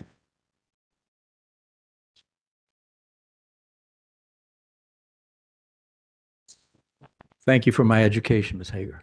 Appreciate it. You're very welcome. All right, any additional questions for Ms. Hager? All right, questions on Commissioner Clodfelter's questions? Yes, Chair Mitchell. Ms. Hager, Commissioner Clodfelter asked you a couple of questions about the diversity among rate classes, specifically with regard to the variability in their load. Do you recall that? Yes. Okay.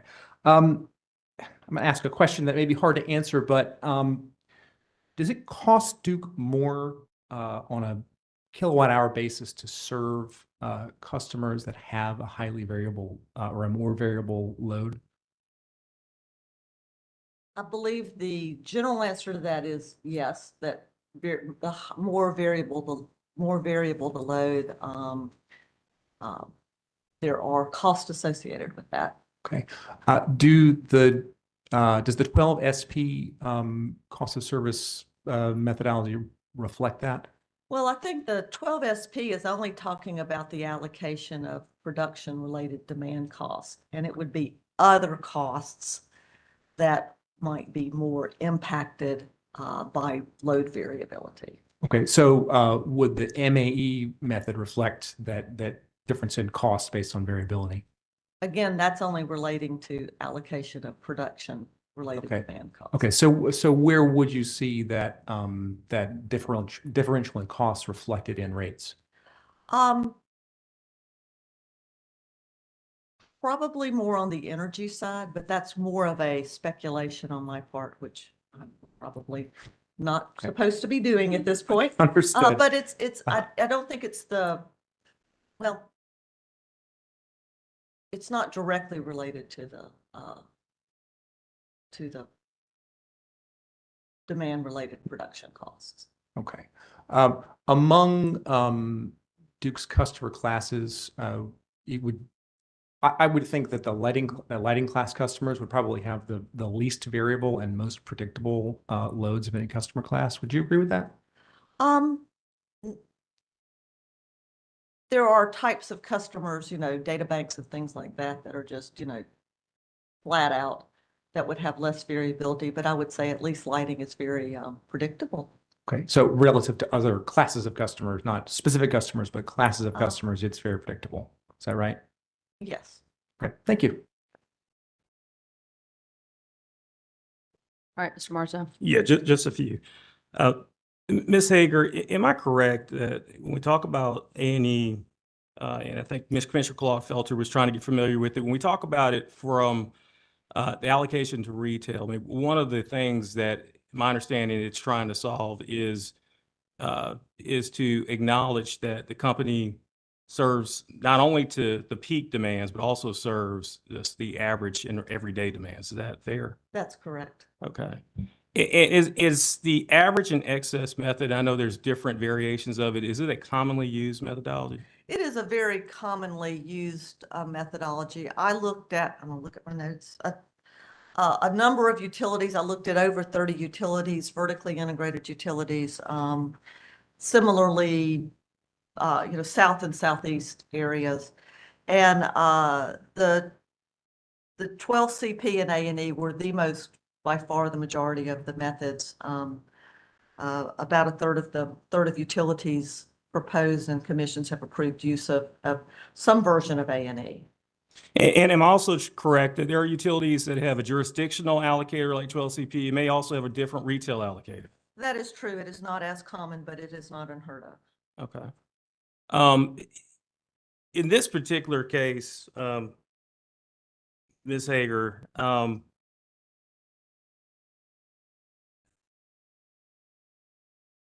I think I asked you that. Actually, no, I have no further questions, Mr. Chairman. All right, Commissioner Clodfelter has one follow-up. My apologies. One thing I forgot to ask you about. There was some time in the past, if my memory serves, that Duke Energy Progress may have used the summer, winter, peak, and average method. I think it at least proposed it a number of years ago. I don't- Proposed it. It has been a number of years since it used it, but I do believe it used it at some distance, some in the distant past. Is that, oh, go ahead and finish your answer. Sorry. Is that just a variation on the average and excess method? It is it is an energy, it is a method that does allocate at least a portion based on energy. So it's in that energy methodology It class. uses the average in order to pick up energy allocation and then uses the two CPs to allocate excess. And that's a method that the public staff has proposed in years past. And we have filed that method as part of the E1s. Thank you. I can find that in the E1. Yes. Thank you. All right, questions on Commissioner Clodfelter's, Mr. Marzo? All right, well, with that, Ms. Hager, thank you very much for your testimony this afternoon. You may step down and you may be excused. Mr. Marzo, would you like to move in her exhibits? Yes, Chair Mitchell, I'd ask that Hager Exhibits 1 and 2 be moved into the record. All right, that motion will be allowed. And Duke, you may call your next witnesses.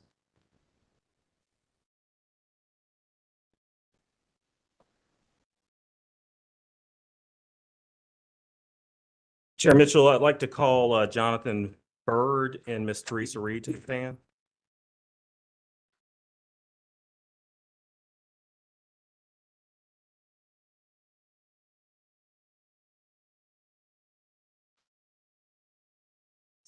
And Chair Mitchell, while they're being seated, just for the record, Mr. Bird and Miss Reed filed separate direct testimonies and filed combined rebuttal. So we are paneling them in this case Okay. together. We will walk through it. All right.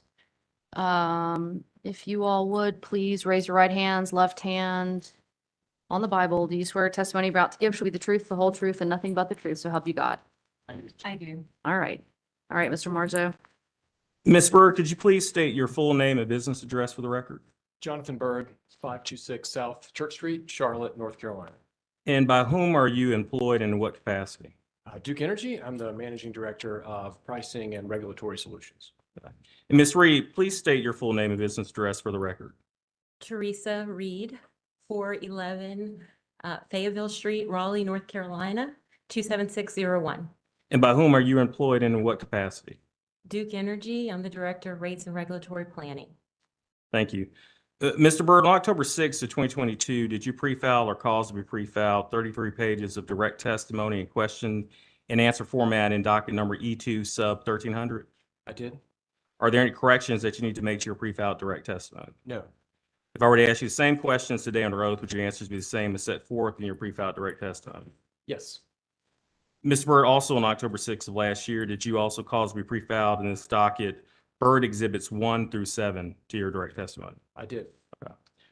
Ms. Bird, do you have any changes or corrections you need to make to your direct exhibits? I do not. Were these exhibits prepared by you and under your supervision and direction? They were. Are they true and correct to the best of your knowledge? Yes. Ms. Reed, on October 6th of this year, did you pre-file or cause to be pre-filed 52 pages of direct testimony and question and answer format in docket number E2 sub 1300? I did. Are there any corrections you need to make to your pre-filed direct testimony? No. If I were to ask you the same questions today under oath, would your answers be the same as set forth in your pre-filed direct testimony? Yes, they would. Now, Ms. Reed, also on October 6th of last year, did you cause to be pre-filed in this docket read exhibits 1 through 10 to your direct testimony? Yes, I did. And Ms. Reed, do you have any changes or corrections you need to make to your direct exhibits? No, I do not. Were these exhibits prepared under your supervision and direction? They were. And they're true and correct to the best of your knowledge? Yes. Now, Ms. Reed, on February 13th of this year, did you also pre-file or cause to be pre-filed 6 pages of supplemental direct testimony in question and answer format? Yes. And are there any corrections you need to make to your pre-filed supplemental direct testimony? No. If I were to ask you the same questions today under oath, would your answers be the same as set forth in your pre-filed supplemental direct testimony? They would be the same. Now, Ms. Reed, also on February 13th of this year, did you cause to be pre-filed in this docket read supplemental direct exhibits 1 through 3 to your supplemental direct testimony? Yes. Ms. Reed, do you have any changes or corrections you need to make to your supplemental direct exhibits? No, I do not. Were the exhibits prepared under your supervision and direction? They were. And are they true and correct to your best of your knowledge? Yes, they are. Now, Mr. Byrd and Ms. Reed together on April 14th of this year, did you both pre-file or cause to be pre-filed 38 pages of joint rebuttal testimony in question and answer format? Yes. Yes. Are there any corrections you need to make to your pre-file rebuttal testimony? No. No. If I were to ask you the same questions today under oath, would your answers be the same as set forth in that pre-filed rebuttal testimony? Yes. Yes. Now, Ms. Reed, on April 18th of this year, did you pre-file or cause to pre-file 3 pages of second supplemental direct testimony in question and answer format? Yes. Are there any corrections you need to make to your pre-filed second supplemental direct testimony? No. If I were to ask you the same questions today under oath, would your answers be the same as set forth in your pre-filed second direct supplemental testimony? Second Yes. supplemental testimony, I'm sorry. Yes. And then, Ms. Reed, on April 18th of this year, did you cause to be pre-filed in this docket, read second supplemental direct exhibit 1 to your second supplemental direct testimony or your testimony? Yes. And Ms. Reed, do you have any changes or corrections you need to make to your second supplemental exhibit? I do not. Was this exhibit prepared under your supervision and direction? It was. And is it true and correct to the best of your knowledge? It is. That's a mouthful, Chair Mitchell, but I would ask that the pre-filed individual direct testimonies of Mr. Byrd and Ms. Reed be entered into the record as if given orally here today, and their exhibits as described previously be marked for identification. I can keep going if you want me to do them all. Let me do this. The direct testimony filed on October 6th, 2022 by witness Reed consisting of 52 pages will be copied into the record as if given orally from the stand. The supplemental testimony filed by witness Reed on February 13th, 2023 consisting of 6 pages will be copied into the record as if delivered orally from the stand. The second supplemental testimony of witness Reed filed on April 18th, 2023 in this docket consisting of 3 pages will be copied into the record as if given orally from the stand. The exhibits to each of those 3 testimonies will be marked for identification as they were when pre-filed. The direct testimony of witness Byrd filed in this docket on October 6th, 2022, consisting of 33 pages, will be copied in the record as if given orally from the stand. The joint rebuttal testimony of witnesses Byrd and Reed filed in this docket on April 14th, 2023, consisting of 38 pages, will be copied into the record as if given orally from the stand. The 7 exhibits to witness Byrd's direct testimony will be marked for identification as they were when pre-filed. I think to capture all of it, Chair Mitchell, did you witnesses also pre-file summaries of your direct and rebuttals testimonies in this case on May 3rd, 2023? Yes. Yes. Chair Mitchell, I would just ask that the pre-filed summaries of Mr. Byrd and Ms. Reed be copied in the record if given orally. All right, those witness summaries will be, testimony summaries will be copied into the record as if given orally from the stand. Thank you, Chair Mitchell, and the witnesses are now available for cross-examination and questions from commissioners. All right, thank you, Mr. Marzo. First up will be Attorney General's office. Good afternoon. Terrell Moore with the Attorney General's office. I'm going to direct my questions to you as a panel, and I'll let you guys decide who's best answered. On page 11 of your rebuttal testimony, discuss the summer on-peak period, and you state that it was discussed and evaluated at length with stakeholders during the comprehensive rate design study. The comprehensive rate design study is not binding on this commission, correct? That's correct. And the commission is not required to accept any proposal simply because it was discussed during a stakeholder process, correct? Right. It was a roadmap that laid out the company's, I guess, observations and findings from those collaborative discussions. And I think it captured a lot of the ideas and discussions that happened over that year-long process. Did the comprehensive rate design study conduct any qualitative analysis to support the company's proposed summer on-peak periods? We conducted heavily quantitative analysis. I'm not sure what additional qualitative analysis you might be referring to. Are you referring to the cost duration model? That was the core of the quantitative approach that we did. I think qualitatively, we considered things like customers' ability to respond and so forth. So those were coupled with that heavy quantitative analysis. And so that model looked at the system average cost for each hour in each month in a given year, correct? It is a complex approach. It looked at generation, transmission, distribution costs, and it allocated those on an hourly basis based on different load duration curves. So, and it gave a result for 3 separate years, or you ran that for 3 separate years, correct? that's correct. And the weight to give a given year, that was not done within the cost duration model, correct? The weight to give a given year, I think when we're looking, we were considering what TOU periods to propose in this case, we gave more weight out a little further because we're looking at a couple of things. One, that's where the system is moving, and we want to have durable TOU periods that can last for a number of years and not have to change them on customers. I think importantly, right now we don't have that many, say, residential customers on TOU rates. We expect that to increase over time. And so if I'm going to switch when those TOU designs might be, I want to do so now rather than in a few years when I have a lot of customers on those rates, and it'll be very disruptive. They've established, behavioral and even program certain devices in their homes to respond to these TOU periods. I don't want to go and move the needle on them. Understood. Would you agree that the company's proposal for the summer on-peaks in this proceeding is identical to that which was made during the comprehensive rate design stakeholder process? It is. If you'll turn to what has been marked as AGO Potential Cross Exhibit 4.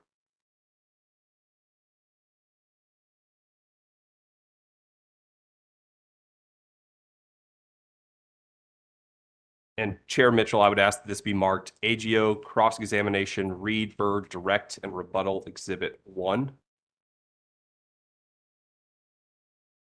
Okay.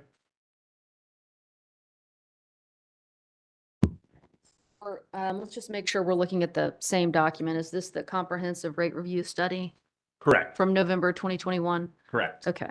And this was a presentation given by the company at one of the comprehensive rate design stakeholder groups, correct? All right, let me mark the document. It will be marked as AGO cross-examination, Read Bird, direct rebuttal, exhibit number 1. And if you'll turn to page 11 of that PowerPoint. May I respond to your prior question? You asked Correct. if it was a presentation given by the company at the forum. I would say actually it was a presentation given by the working groups. So we had a number of speakers representing different customer stakeholder organizations presenting at this forum. It was a way to keep everyone in the broader process informed of what was happening in the working group. So you'll note on page 2, we had a number of presenters that were not from the company. Thank you for that clarification. You're correct. Let me know when you're at page 11. I am.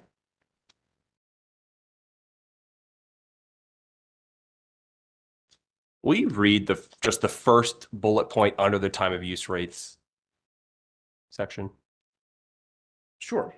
Some stakeholders expressed concerns regarding TOU periods not aligning with current peak periods and with the use of a forward-looking model whose projections may not prove accurate. And then the third bullet point says 91% of TOU rate interested organizations that responded to the survey sent by ICF were either very supportive or supportive with minor to moderate modifications to Duke's current TOU window proposal. Did I read that correctly? Yes. And as we just discussed, there were no minor to moderate modifications made after this proposal? I believe we took the TOU periods from those working groups, and that's what we proposed in this case. Thank you. Is it correct that the net load analysis used by the company in the cost duration model did not account for any additional wind generation? That's correct. When we took gross load and calculated net load, we excluded utility scale solar. Let's switch gears, and on page 14 of your rebuttal testimony, you discuss AGO witness Nelson's recommendation to lower demand charges. You state that that proposal would create subsidization between customers with varying load factors, thereby rewarding inefficient use of system resources. Do you recall that? Can you point me to the specific line? Yes. One moment.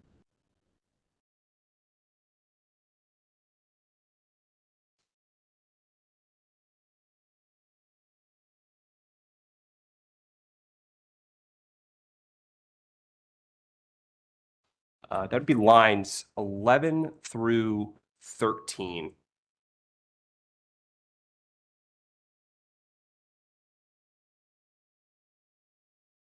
On page 14, correct? Correct. I'm there. When you are saying inefficient use of system resources there, are you referring to load that varies over time?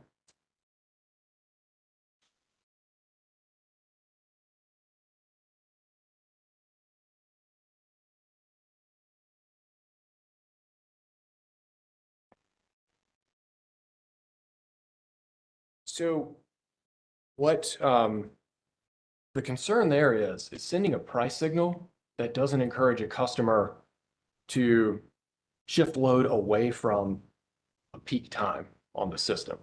And similarly, to send price signals to encourage a customer to shift flexible load to an off-peak or lower cost system time. So when I think about an inefficient price signal, that's what we're trying to do, is improve the efficiency of those price signals in alignment with system costs. Thank you. Switch topics again. On page 17 of your rebuttal testimony, you state that the company notes that non-residential rates were discussed at length in the comprehensive rate design study, including the option for a CPP for large customers. Do you recall that? Looking for the line. I will get that for you.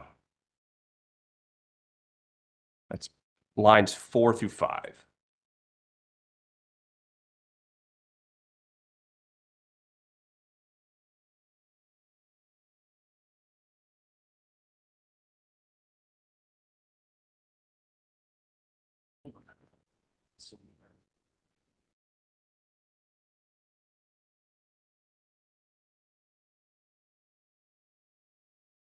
Yes, I see that.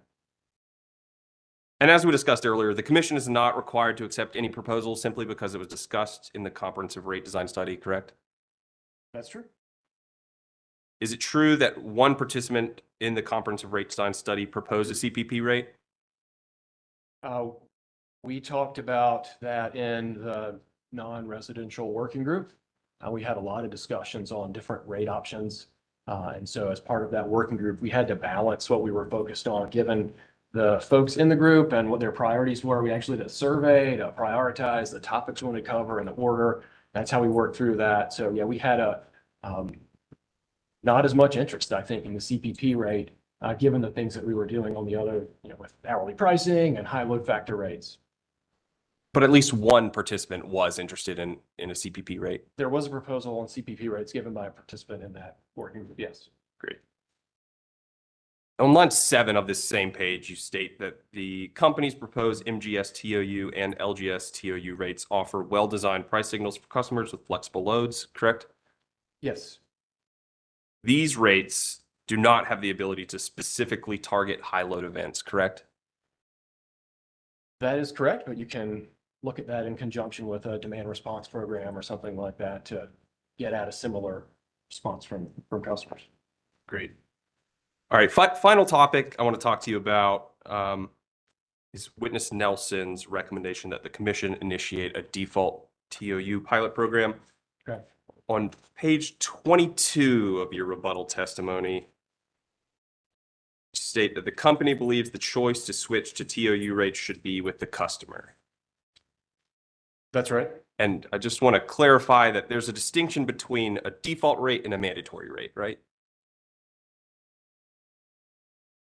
Okay. Do you agree?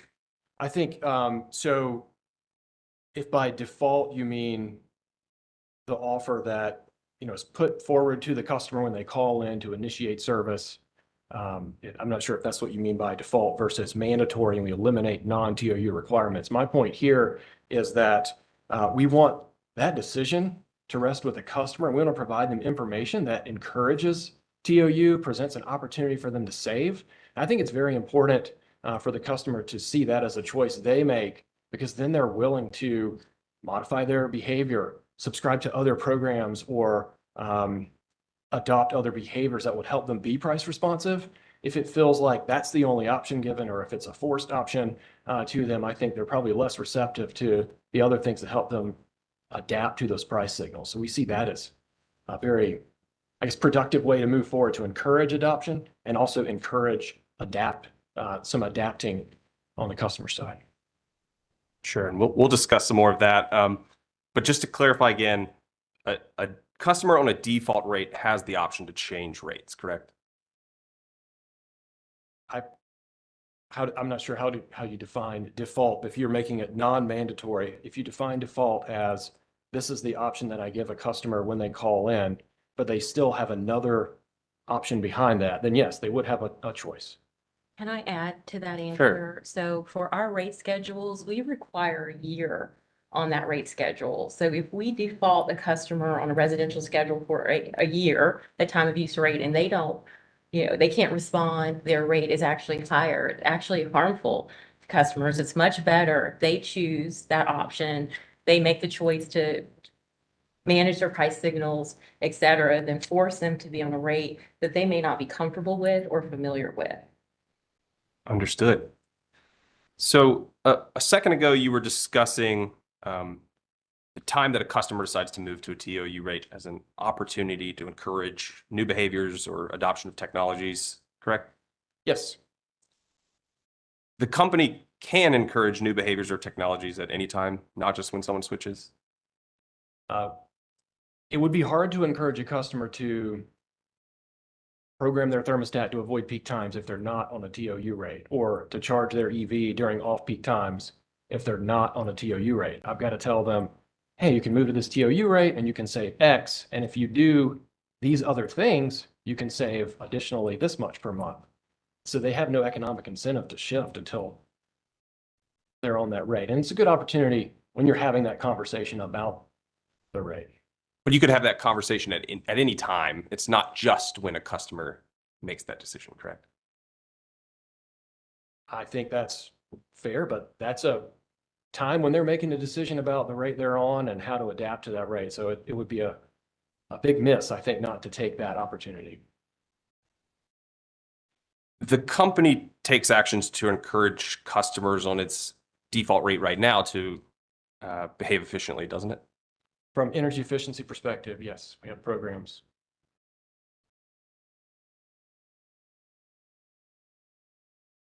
No further questions. All right, Sigford. Thank you, Chair Mitchell, and good afternoon, Ms. Reed and Mr. Byrd. Let's just discuss some basic terms and concepts first. Would you agree with me that intra-class subsidization means a subsidy between customers of the same rate class? I would agree with that. So as a hypothetical example, would it be an intra-class subsidy if lower usage residential customers were subsidizing the cost of higher usage residential customers? That is correct. Would you agree with me that inter-class subsidization means a subsidy across customer classes? Yes, I agree with that. So as a hypothetical example, would it be an inter-class subsidy if the medium general service non-residential customers were subsidizing the cost of residential customers? Yes. Would you agree with me that if customer revenues for one class of customers exceeds costs for that class, it means that class of customers is subsidizing other customers. Yes, that would be an interclass subsidy. Would you also agree with me that if customer costs exceed revenues, then it means that that customer class is being subsidized by other classes of customers? Yes, that is true. Would you agree with me that when rates fall below unit costs, it sends the wrong price signal and potentially encourages wasteful consumption? So when you say unit cost, I want to make sure that I understand what exactly you're saying. Could you repeat that? Actually, Rephrase it? so this question was actually directed for Mr. Byrd, if I could, because it was taken from a presentation that you gave, Mr. Byrd. So let me ask you this question. Would you agree with me that when rates fall below unit costs, it sends the wrong price signal? I think we also consider marginal costs. So we want to make sure that the price signals are above marginal. We look at embedded unit cost as well. So we try, I mean, that's the basis for my testimony, is to try to align the price signals more with both of those, but you have to use both in tandem. Would you agree with me that there are three general buckets of charges: customer charges, demand charges, and energy charges? Right, yes. And generally, do you want to try to match the kind of cost incurred with the type of charge used to recover that cost? When possible, yes. And is that a concept called matching? Not familiar with that term, but we use the term cost causation in rate design. And why is it important to recover certain types of costs through the matching type of charge? Well, you want to make sure that a customer is paying based on cost causation. You also want to ensure that you're following the cost of service to the greatest extent possible, but there are other competing priorities: gradualism, rate shock, impact to other customer classes. So what we do is we try to balance all those factors. It's not just a simple mathematical formula where we take the cost of service and we design rates. We look at a number of factors. Thank you for that. If I could ask my co-counsel to provide you all with the 3 SIGFR potential cross-examination exhibit binders in front of you.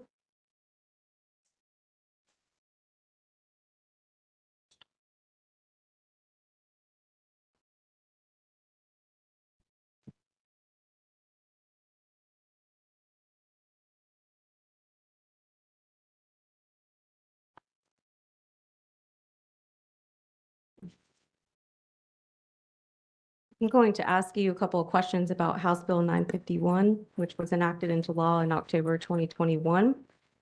If you need to reference a copy of that legislation, you should be able to find it in the exhibit binder notebook labeled Exhibits 26 through 76. And it is behind tab number 29. And Chair Mitchell, the commission has previously taken judicial notice of the PBR statute within House Bill 951, but at this time, SIGFR 2 would ask the commission to take judicial notice of House Bill 951 in its entirety. All right, the commission will take judicial notice of Session Law 2021-165. I believe it's 162, but thank you, Chair Mitchell. Are you there with me in House Bill 951 behind tab 29? Yes. Yes. Great, thank you. So if you could turn to page 3.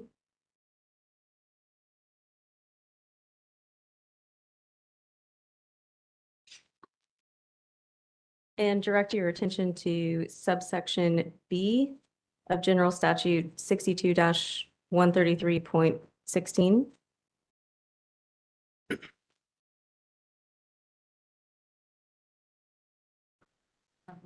And can you repeat that, please? Yes, so you could turn to page 4 of House Bill 951, subsection B.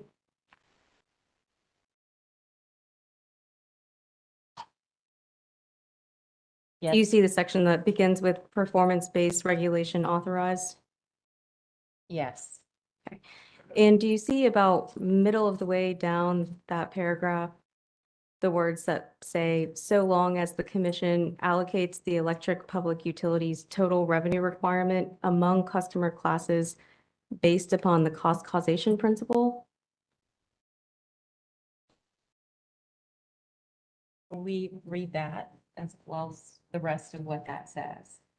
And we'll get back to that in a second, but the statute does us a favor by defining cost causation principle. Is that right? On the page previous to the one you're on right now, subsection A1.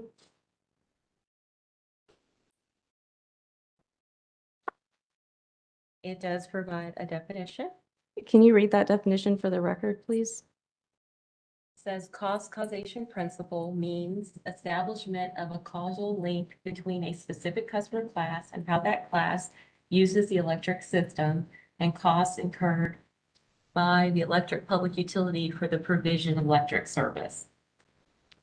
Thank you. Now turning back to subsection B on the next page. And you mentioned the rest of the words behind the clause that I previously read. Can you go ahead and read the rest of that section into the record? Starting at what point? Yep, so starting right after the phrase. Chair Mitchell, could I ask Ms. Reed if she could, I'm sorry, Ms. Grass, if she could pull the microphone closer? I think it's getting difficult for some people to hear. Thank you. Sure, so if you could start including the use of minimum system methodology by an electric public utility for the purpose of allocating distribution costs between customer classes and interclass subsidization of ratepayers is minimized to the greatest extent practical by the conclusion of the MYRP period. This section shall not be construed to require the commission to use the minimum system methodology for purpose of classifying costs within a customer class when setting a basic facilities charge.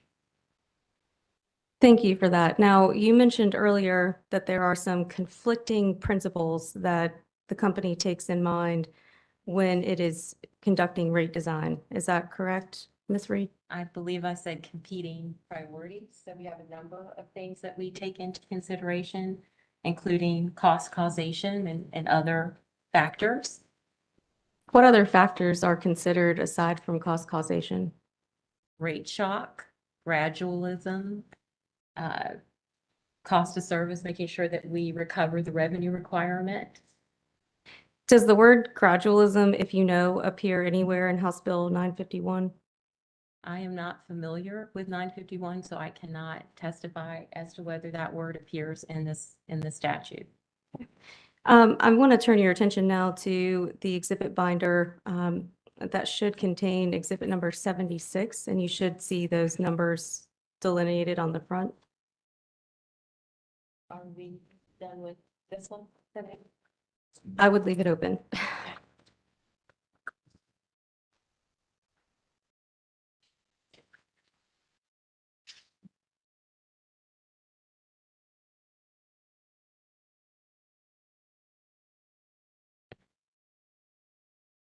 So, Mr. Byrd, I'd like to direct your attention to page 17 of this exhibit, which I will pause and ask Chair Mitchell if I could have identified as SIG 2, cross-examination, Reed, Byrd, direct and rebuttal, exhibit number 1. All right, just to be sure we're looking at the same document. Cover letter dated March 31st. Design study roadmap. That's correct. Okay. Thank you. All right, the document will be so marked. Thank you, Chair Mitchell. So if you could please turn, and Mr. Byrd, you've previously testified about this afternoon, but this is the comprehensive rate design study roadmap, correct? Correct. Could you please turn to page 17? Yes. Okay. And do you see the section that says customer class consideration for residential customers? I do. Okay. And do you see that there's a figure? It's figure 10, and it is labeled cross-subsidy analysis. I see that. Can you please confirm for the record that this is an intra-class subsidy analysis only? That's correct. It's constrained to the residential class. Thank you. Ms. Reed, I want to turn your attention to your direct exhibit 10. All right, Ms. Kress, if you would, we'll pause there. It's time for our afternoon break. We will come back on the record at 3:15. Let's go off the record, please.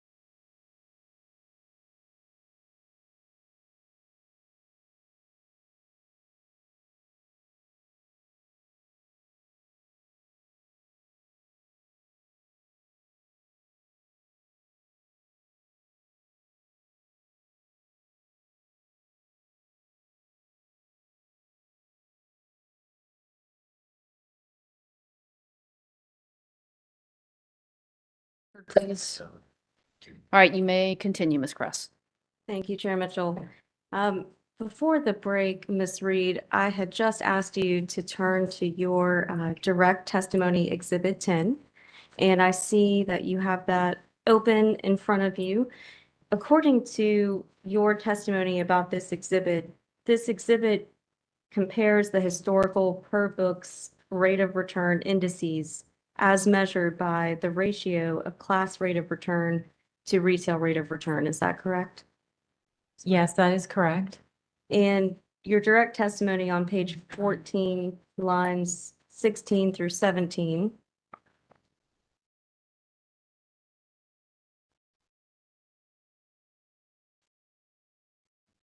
You indicate, do you not, that your Exhibit 10 shows that over a lengthy period of time, residential customers have been subsidized? Yes, that is correct. Okay, and staying on your direct testimony, if you go to line 22 of the same page, you talk about the quote, success of the strategy of gradually reducing the subsidy excess by 10%. Continuation of this trend would be encouraging and desirable, end quote. Is that an accurate representation of your testimony there? That is correct. Okay. How long has this trend of reducing the subsidy by 10% been going on? So in our last rate proceeding, we reduced the excess subsidy by 25% and not 10%. In prior rate cases, I'm not sure what that subsidy reduction would be. But as you referenced Read Exhibit 10, you could see that a number of classes have fallen within and outside the list, including the LGS class, where there have been years where that class has also been subsidized. So going back to the 25% subsidy reduction that was in place in the last DEP rate case, what year was that? That was the 2019 rate case where rates were implemented, final rates were implemented June 2021. And you acknowledge, do you not, that House Bill 951 was enacted into law after the last DEP rate case? And that is correct. And so there's been a change in the law and a change in circumstances, and yet the company has proposed in this rate case to reduce the interclass subsidy reduction from 25% to 10%. Am I understanding that correctly? Chair Mitchell, I'm just going to object to the extent it's asking for a legal conclusion about whether there's been a change, or she's asking to witness a non-legal question. Chair Mitchell, I'm simply asking whether House Bill 951 was enacted into law subsequent to the company's last general rate case, in which the company proposed and this commission approved a 25% subsidy reduction, and now in this rate case is proposing a 10% reduction. All right, I'm gonna allow the question. So we are proposing a 10% reduction in this case, and that is because with the change in cost of service methodology, several rate classes would receive a very high rate increase, including lighting, sports field lighting, and even residential. So we were balancing the rate increase to account for this new change in cost of service methodology, so that certain classes wouldn't be overly burdened with the rate increase. If you could turn back with me to House Bill 951, Ms. Reed. The same subsection that we've spent some of our time this afternoon discussing, subsection B, that we've previously read into the record. Is there any mention in that subsection about taking into account conflicting priorities or competing interests? And what I read earlier, there isn't, but it also doesn't say that other factors cannot be included based on what I've read. And I'm not making a legal determination of how this paragraph is to be interpreted. So let's take a look at Exhibit 4 to your pre-filed direct testimony.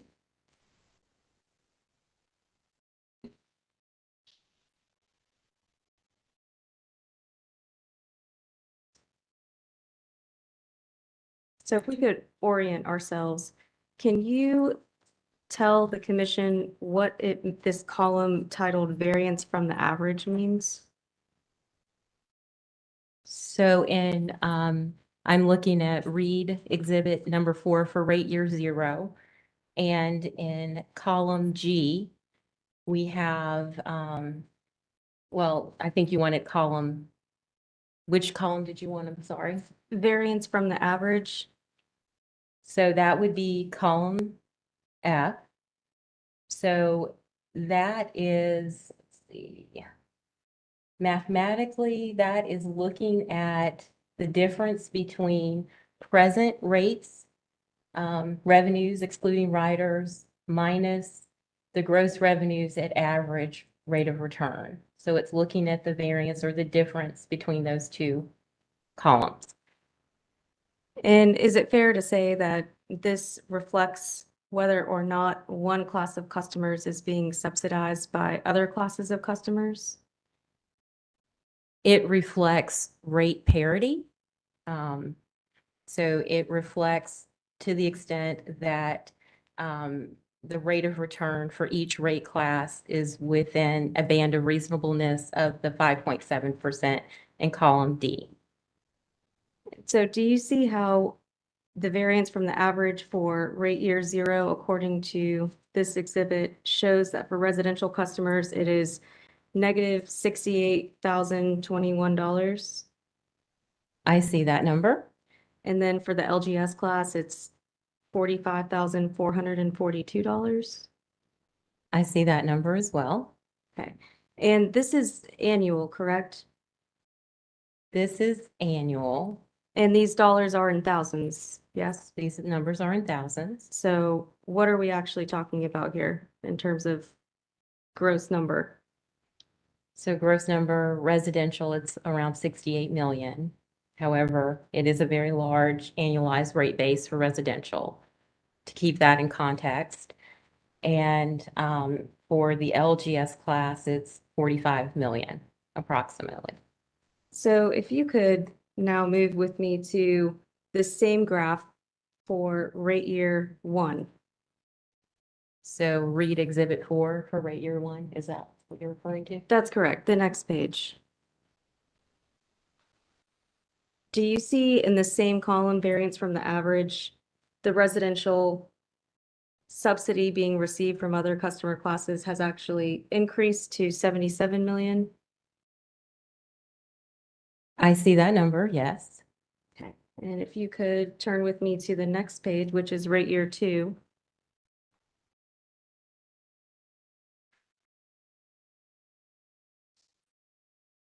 I'm on the exhibit. Do you see how the subsidy increases for residential customers yet again to $85 million? I see the 85 million. And if you could turn with me to the next page, please. So now we're on rate year 3. Do you see how the residential class of customers, the subsidy for them has now increased to $90 million? I see that as well, but take into account, we do a reduction in the variance.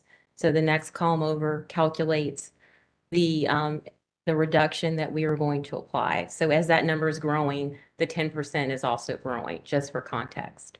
So you acknowledge that the subsidy, the existing interclass subsidy to residential customers is actually being exacerbated over the MYRP period, correct? I would say that we are reducing it by 10% each rate year in the multi-year rate plan. So you're keeping that flat instead of increasing it over time, consistent with House Bill 951 subsection B? House Bill Section B, the one that I read earlier, does not indicate a particular percentage. But it does say over time, yes? May I take another look at it again, please? Please. Do you see the words by the conclusion of the multi-year rate plan period? I see the words to the greatest extent practicable, which means there is some measure of judgment. by the conclusion of the multi-year rate plan. So it does not say it's required. It says to the greatest extent practicable. And I think that's what we've done. By the conclusion of the multi-year rate plan period? Correct. Okay. Can you please turn to your direct exhibit 6?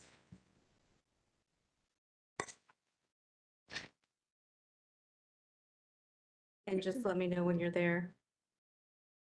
I am turning to the basic customer charge It's For true, rate is year. it not? I'm sorry. for rate year 0, just to make sure we're on the same page. That's correct. Thank you. So it's true, is it not, that the residential class of customers is the only class for whom there is no increase in the proposed customer charge? That is correct. Is that column there labeled theoretical customer charge? Is that the fully justified customer charge? That is based on the customer-related revenue requirement divided by the number of annual bills. So that would be the theoretical charge if we were to move that customer charge 100% to that amount. And we would never do that, and we've never proposed to do that in North Carolina. Are you aware that in 2012, DEP did propose a 100% increase in its customer charge? I believe that was in South Carolina, but I don't believe that was in North Carolina, and I'm not sure. So I know that that was not where we ended. So just so I have this clear, if the company was charging residential customers the fully justified customer charge, that would be more than double the current customer charge, correct? It would be, however, we are collecting that revenue requirement in the energy charge. So it's not as if we're not collecting the revenue requirement, we're just collecting it another way. And if you could, let's just, for the record, that number, if the theoretical customer charge for rate year 0 is $28.17, correct? In my calculation, yes, on Exhibit 6.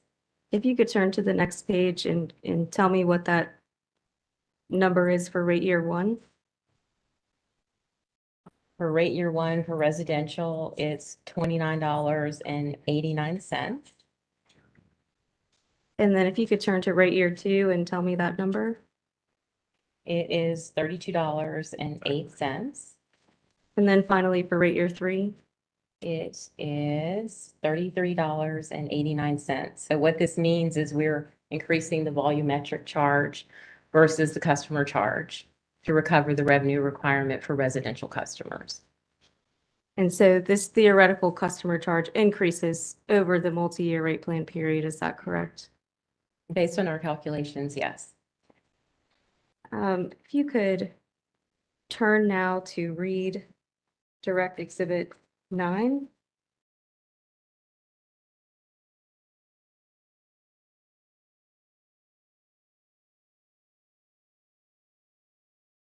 I am on Read Direct Exhibit 9.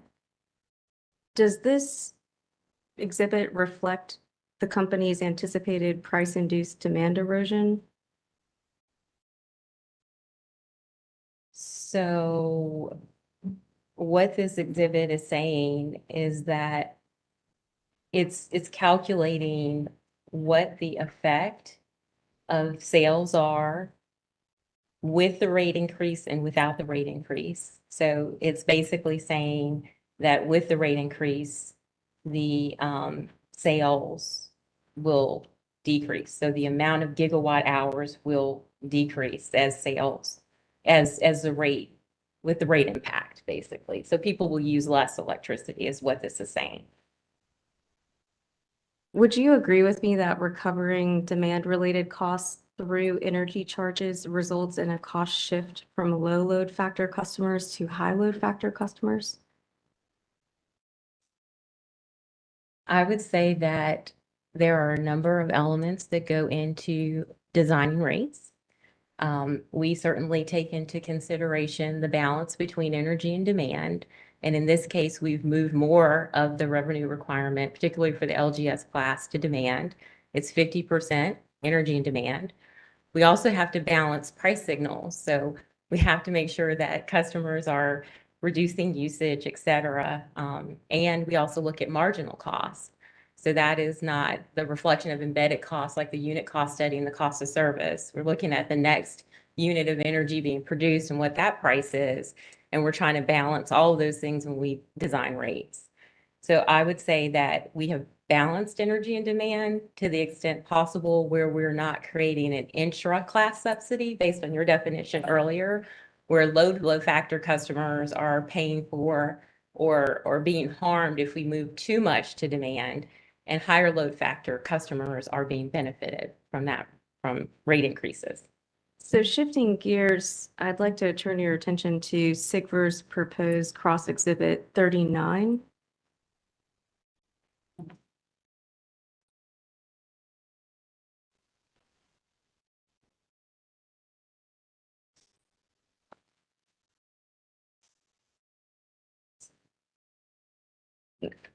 And at this time, Chair Mitchell, I would ask that this document be marked as SIGVR 2 cross-examination, Reed Bird direct rebuttal exhibit 2.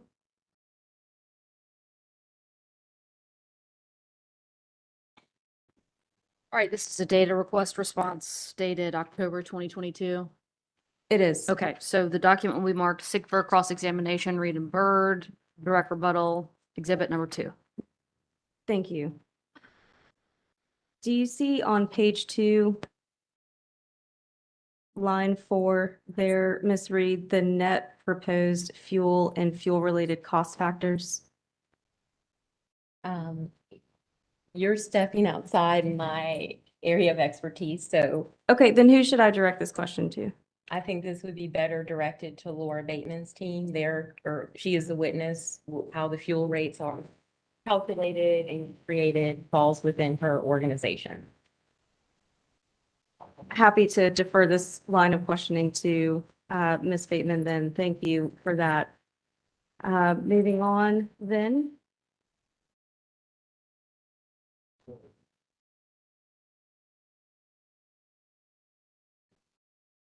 If you could please turn to SIGVR potential cross exhibit 87.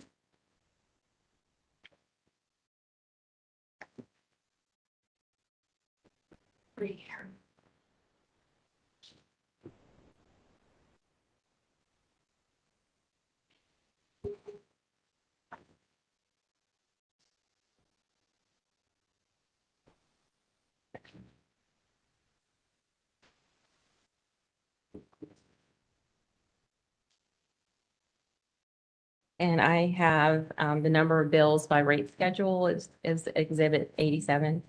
Yes, Chair Mitchell, at this time, I'd ask that SIGVR 2 potential cross exhibit 87 be identified as SIGVR 2 cross examination, Reed Bird direct and rebuttal exhibit 3. All right, the document will be so marked. Thank you. Mr. Bird, I believe this was a chart that was included in the presentation that you gave in the non-residential working group as part of the comprehensive rate design study. Is that correct? That's correct. Can you tell me there the number of bills for the LGS class of customers, DEP, NC? For LGS, 85, for LGS TOU, 128, for LGS RTP TOU, 80. Right, and how many bills are there for residential customers? 1.23 million. Thank you.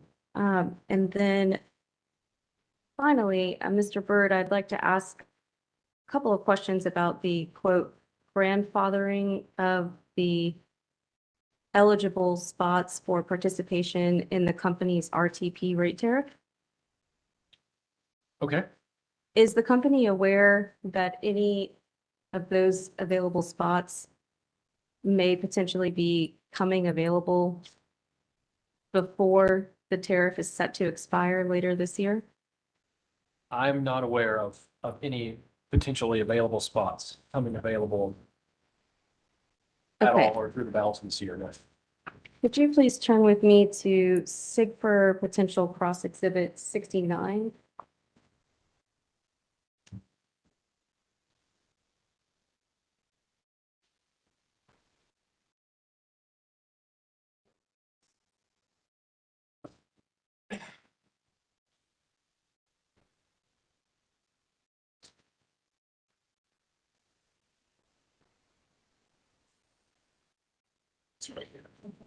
Okay.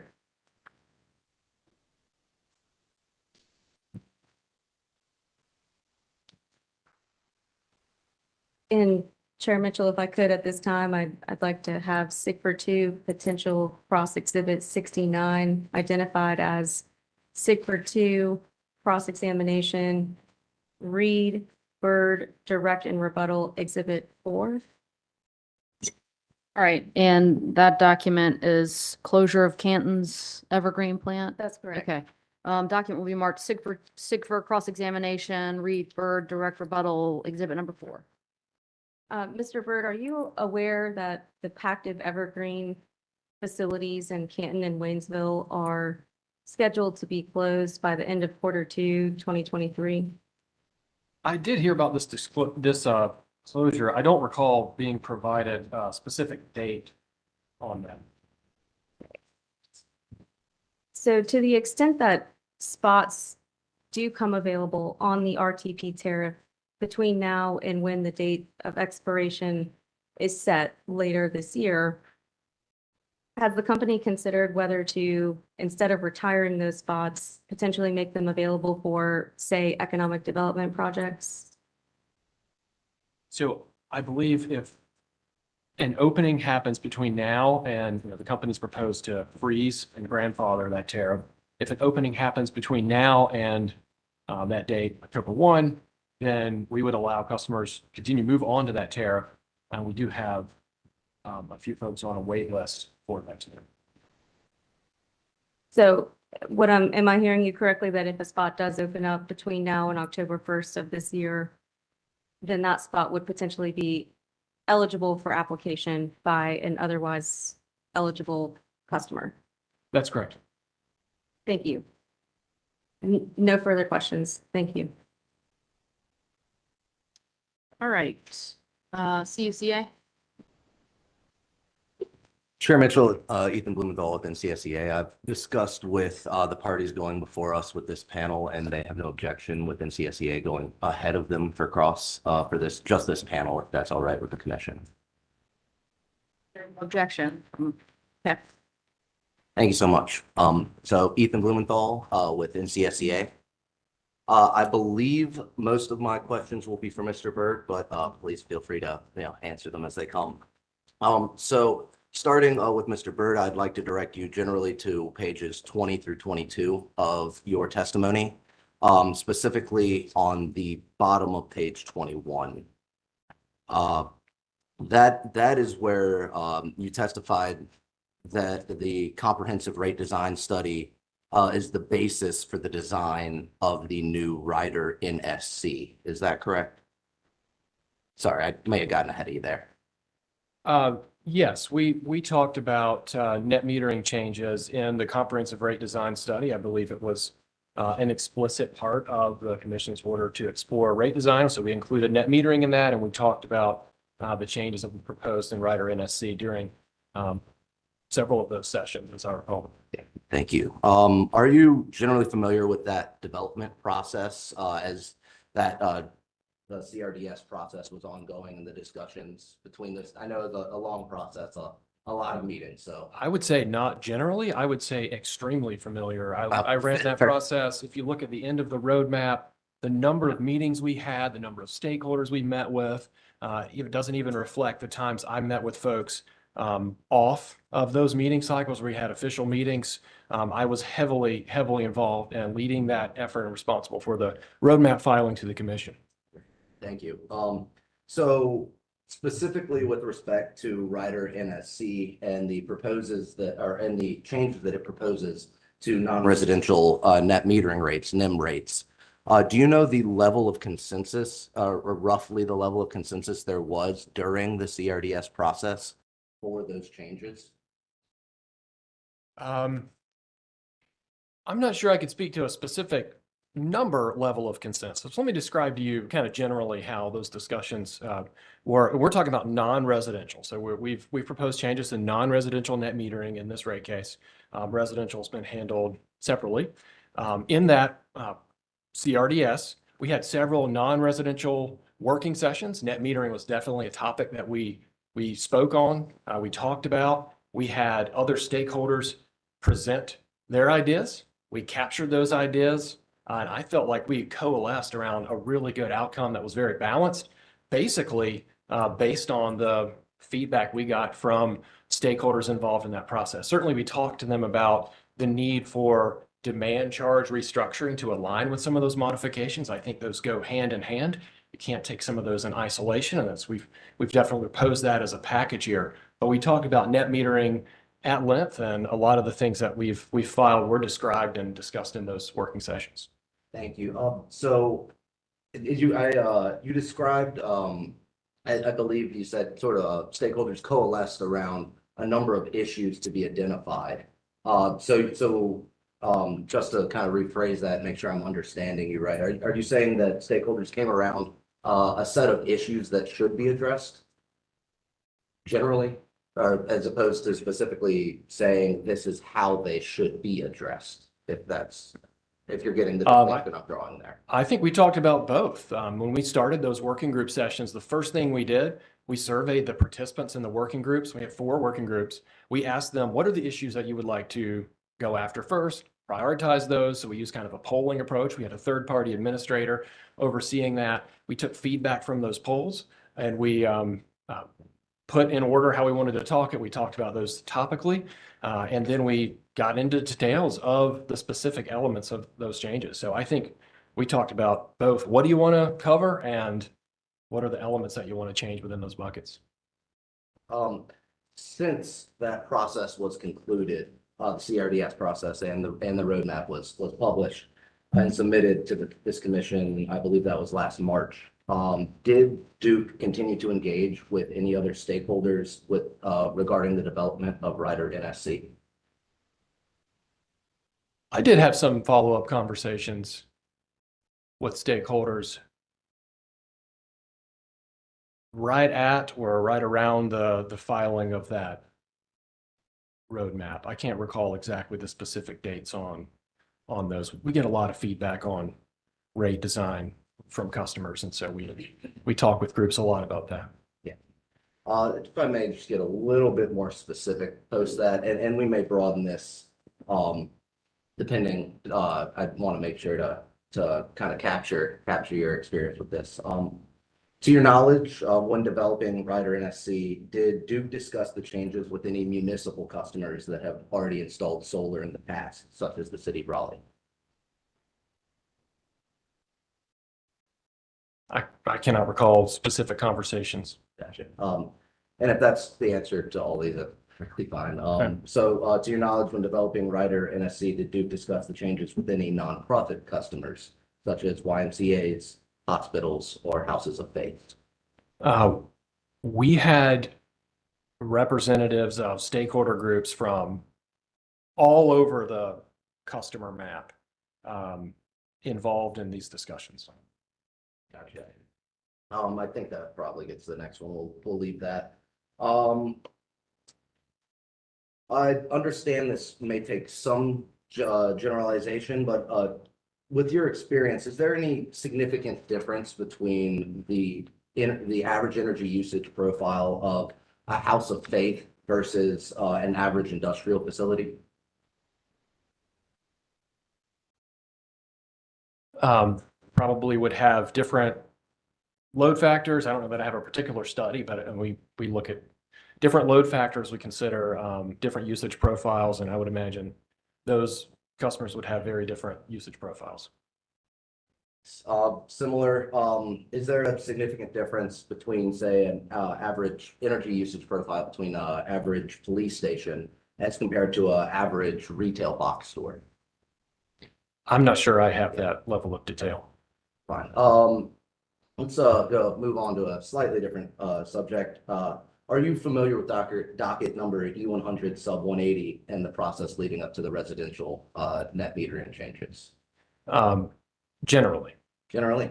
At this time, I'd like to ask the commission to take judicial notice of its March 23rd, 2003 order approving revised net metering tariffs in docket number E100 sub 180 per general statute section NC stat 62-65. All right, the commission will take judicial notice of its order as requested by council. Thank you. And we have just a brief excerpt from that if for reference of council, if I may, and approach the witnesses if y'all are right with that. You've got. Sorry. You may got approach, copies? but let's, Yeah. Mr. Marzo, do you want to see it first? Yeah. Yeah, yeah.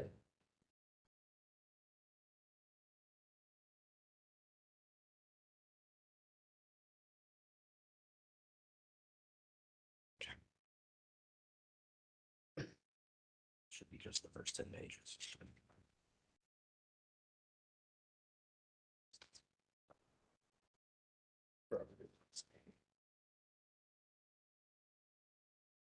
Okay.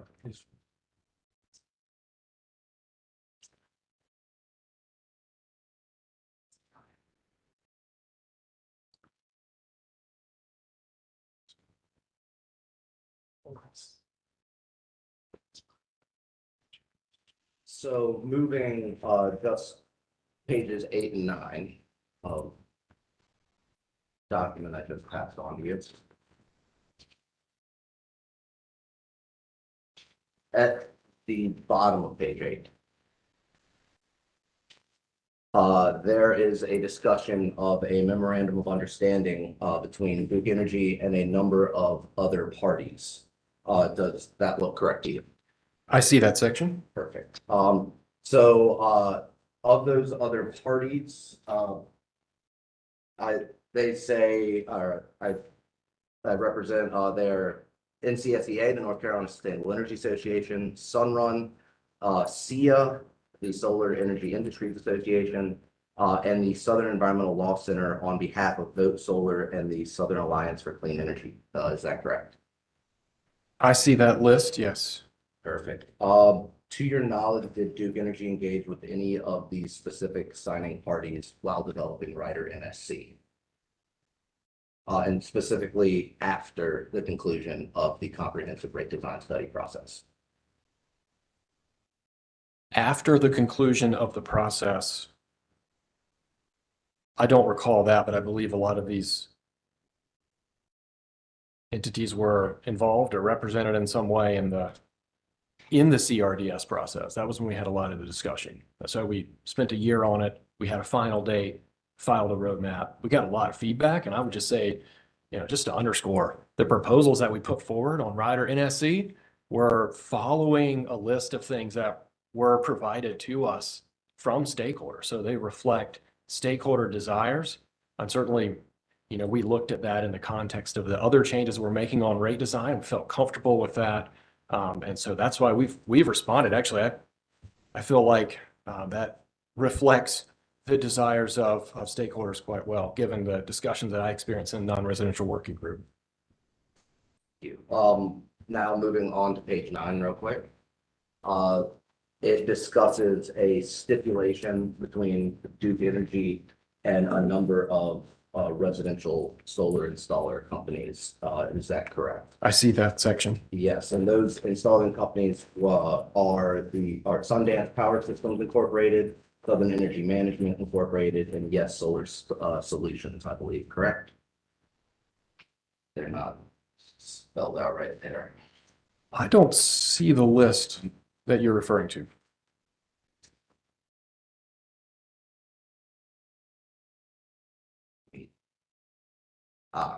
Then let's hop back to page 2 real quick. Second paragraph. Just again, Chair Mitchell, do you have a complete copy of the order?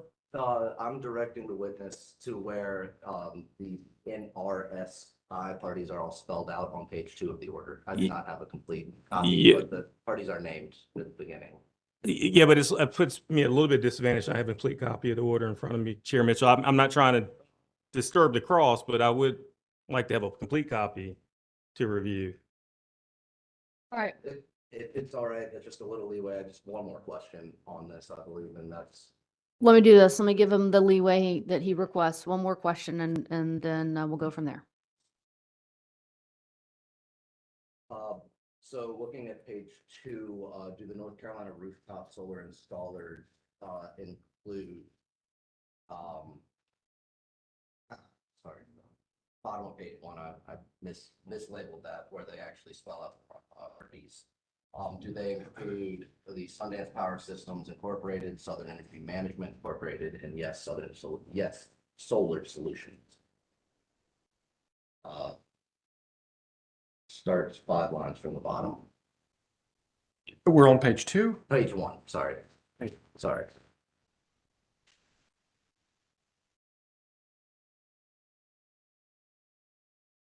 Okay, I see the list you're Yes. referencing. Thank you. So of those 3 companies, were any of these 3 companies specifically engaged with when developing Rider NSC? You're talking about SEIA. No. Which ones? I'm talking about Sundance Power Systems, Mm-hmm. Southern Energy Management, and yes, Solar Solutions. Okay. Were any of those 3 specific rooftop solar installer companies engaged with during the development of Rider NSC?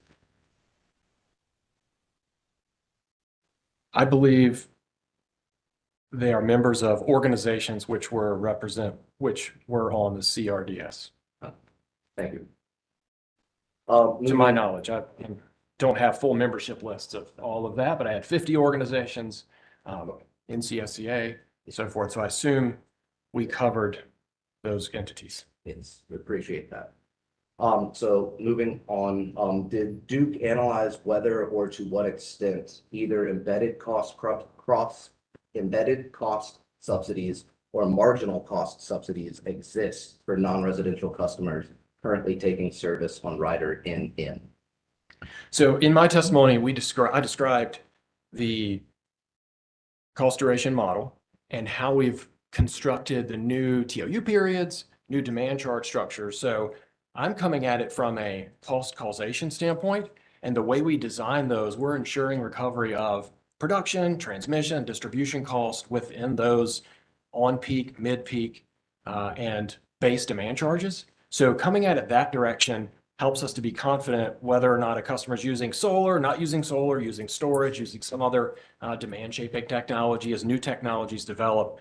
That's how we approached it, was from a cost causation price signaling standpoint. So I am confident we're reflecting cost appropriately, whether a customer is using solar, not using solar, using some other demand shaping capability. When you're looking at a specific rate schedule, would a customer's energy usage profile within that rate specifically affect the amount of a potential cross subsidy for that individual customer?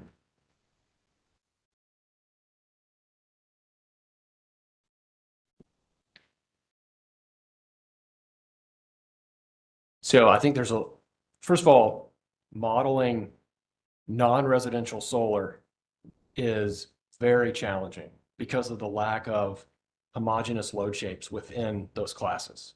And so when we look at that, I think what's done well there is the demand charge structures, and they're aligning prices with costs. So if you have a system that is very small or designed appropriately relative to the energy consumption from a particular customer, it's going to have one outcome. If you have a dramatically oversized solar system, that's going to have a very different outcome. I think that's a key factor in thinking about how why we've proposed these changes, why we propose new demand charge structures and so forth. So there are a lot of factors at play. It's really hard to just isolate one and talk about it. What would make, based on your last answer, what would make a system oversized for the purposes of this, for a cross subsidy, this conversation? So just an example, the company's proposed Rider NSC, and in that we've proposed a size limitation at 5 megawatts or 100% of contract demand. And so within those bounds, that's a appropriately sized system, and it's the lesser of those two.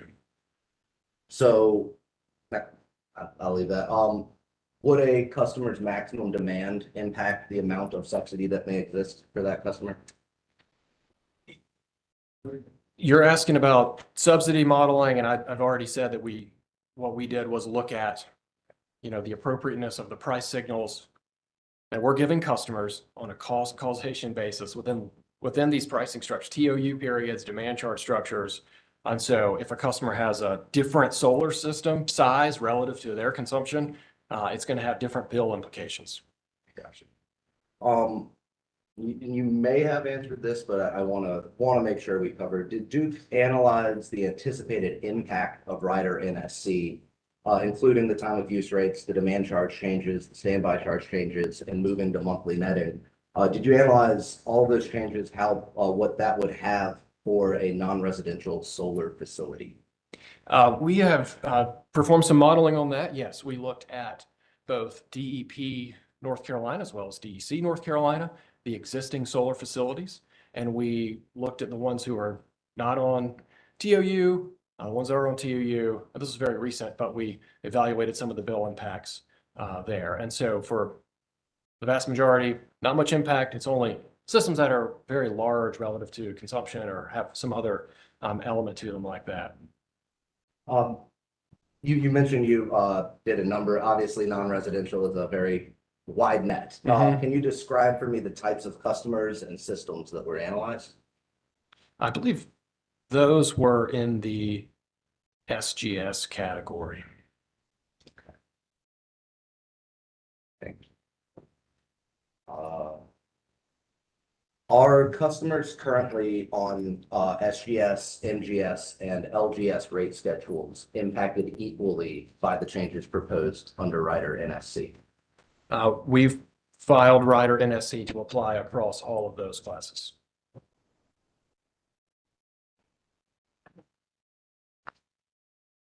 Are there certain characteristics of a customer's energy usage profile, for instance, variability of demand, that would change the degree of impact a customer may experience while moving to rider NSC or taking service under rider NSC? I don't think I can answer that question.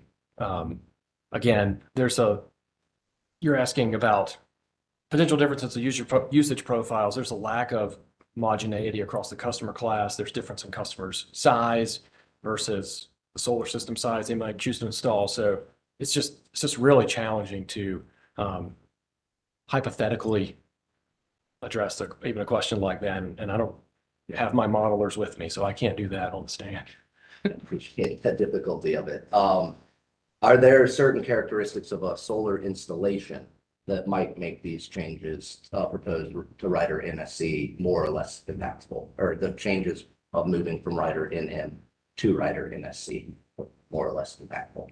I'm sure there are several. I've already mentioned one. The size of the system relative to the customer size would be a very important one. Hypothetically, if moving to rider NSC led to a 50% decrease in the value of a customer solar facility, would it be your contention that this customer was being overcompensated by double the actual value of the facility that it provides to the grid? Can you repeat that question?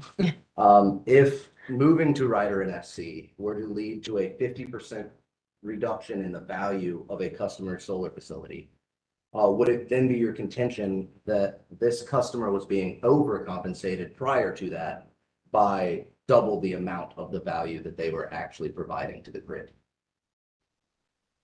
I think I would just say that the rate designs that we've proposed are better reflective of cost causation. And so in aggregate, whatever a customer has going on behind the meter, the bills that they would receive better reflect cost causation as a result of the changes that the company has put forward. Finally, just a couple brief questions on rider NM, the new version of rider NM. allows customers currently being served to continue on this rider for DEP until September 30th, 2033, correct? Correct. We have proposed 10-year grandfathering for customers currently served under rider NM. Is there a particular choice or reason for the choice of the decade?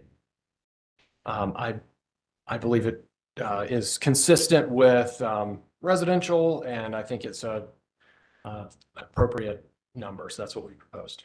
Okay. Thanks so much. No further questions. All right, CUCA. Thank you, Chair Mitchell. Matthew Tynan for CUCA. Good afternoon. Good afternoon. I think I have my questions separated between your two separate testimonies, but I know there's some overlap. So if you want to jump in on a question that's not directed to you, that's fine.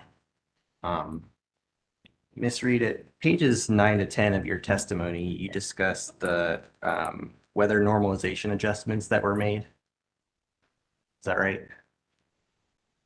Yes, that is correct. And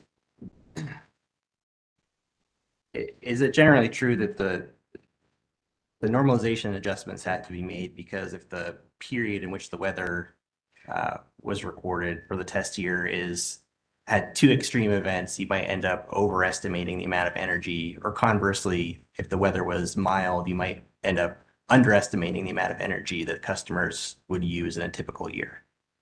Yes, so we weather normalize so that we can do a 30-year forecast and kind of average that out so that we can ensure that we collect the correct revenue requirement. And that's because customers use more energy and demand is higher during extreme weather periods. Is that right? Theoretically, yes. And we're talking about extreme weather, talking about heat waves in the summer or cold snaps in the winter, generally. Generally, yes.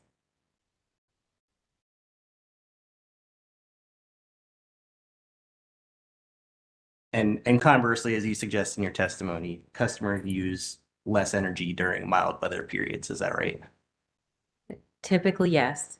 By class, I will caveat that. I would say that residential is a little bit more sensitive to weather, whereas business customers tend to be more consistent with their usage. So I would not say fully yes, but generally yes.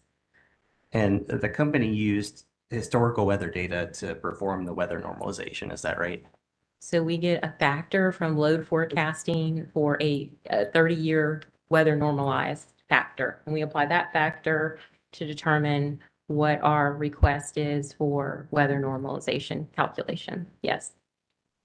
Right. And the factor that you're talking about is based on historical weather data. Is that correct? Yes. And that's how we weather normalized just about everything. Are you aware of the sort of broad predictions of climate scientists that the expectation regarding the frequency of extreme weather is supposed to be increasing in the future? I'm generally aware of climate change, but I am not an expert in weather and what the future holds in terms of patterns. You're not aware that climate scientists predict that extreme weather is going to become more frequent in the future? I would say that I'm not an expert in that matter. Does Duke Energy have folks who are aware of those issues? I would say load forecasting. Phil Stillman is a witness in this case. It is his role to ensure that weather is factored into our load forecast.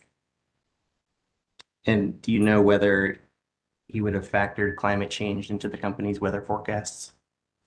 I have no idea. That would be a question for Mr. Stillman.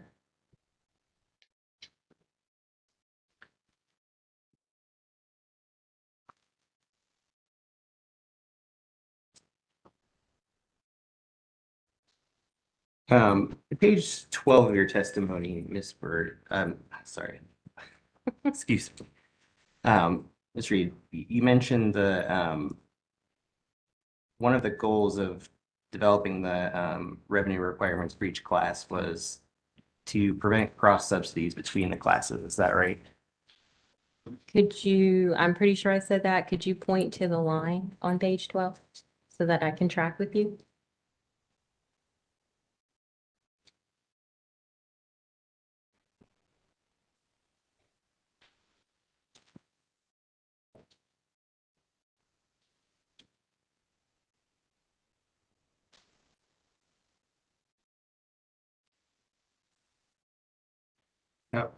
I can't find the line, but regardless of that, you would agree that one of the company's goals was to reduce cross-subsidization between classes.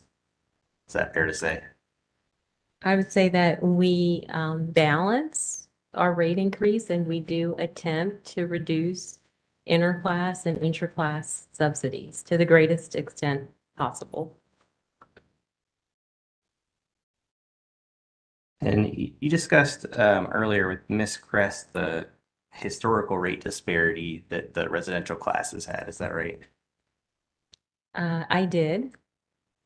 And you justified that over a lengthy period, residential customers have been subsidized. Yes, residential customers have been subsidized. And is it correct to say that just generally the fix that DEP is proposing in this case is to raise residential rates more relative to the rates of other classes in order to correct some of that disparity? Residential rates are being adjusted. The reduction in the variances that we're proposing is 10%.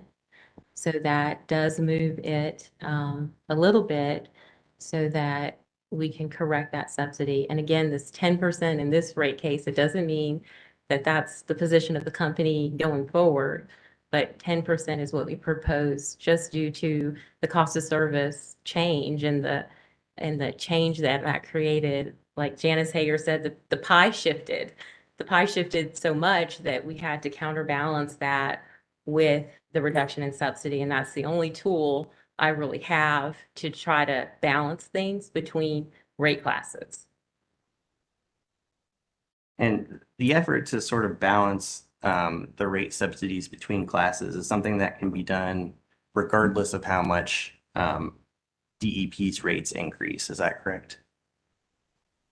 I would not agree with that. I think that you do have to consider how that impacts other rate classes. One of our rate design principles is rate shock. And I know certain classes feel that this is rate shock for them, even with the changes that we did. So I would say that there's a lot of factors you have to balance, not just a number and moving the subsidy. Would you not agree that DEP could reduce cross-subsidization without raising its revenue requirements? I would agree that just like witness Hager testified, the pie would shift. It would mean other people, other customer classes would be paying more and other customer classes would be paying less. So it's shifting the pie. Right, but this commission doesn't have to approve the revenue requirement requested by DEP to address the cross-subsidization issue. Is that right? That is correct.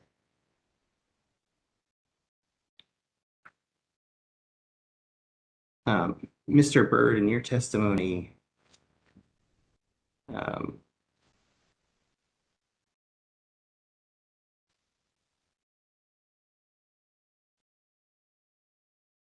at page 9, starting at the bottom of page 9 and then continuing on to page 10, you discussed generally the process of developing the new TOU periods. Is that right? That's right. And the new TOU periods were developed in the context of creating a new residential and small general service rates. Is that right? We use the same process for the critical peak pricing rates, which were previously approved. And that's the process that supports the TOU periods being expanded across the rest of the customer classes. That's correct. But the TOU pricing periods were originally developed in the context of the residential and small general service class rates. Is that right? They were first that work was first utilized to propose those new critical peak pricing rates. But I think broadly, that's a process we use to use, the full transmission system, the generation system, distribution system. So we're defining TOU periods for the system, I did not have an opportunity to update the TOU periods and the rest of the rates until we go through a rate proceeding. Those were new tariffs that were replacing pilot rates. So it was totally appropriate to introduce those new TOU periods in there. I didn't have, revenue requirement implication. There were no existing customers. It was transitioning from pilot to these replacement CPP rates. Now we're talking about expanding that across all the classes. So it was the analysis that supported all of that work. That was a difference of, I suppose, timing. Right, but the company carried out a separate CDM for each class of customers, isn't that right? So you use the cost duration model, looks at the full system, and that's how we're defining the TOU periods. We use it on a class basis when we're trying to price out the individual tariffs within those classes, and help understand, for say MGS class, what is the difference between on-peak and mid-peak and base demand charge for within that class? You have to look at those specific class characteristics. So if I'm understanding what you're saying correctly, the CDM charts in your pre-filed exhibits 2, 3, and 4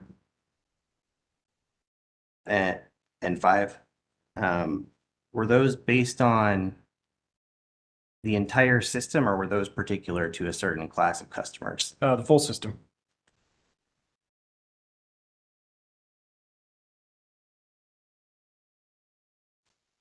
That's why we proposed consistent TOU periods across all of our customer classes and TOU rates, with a few small exceptions, but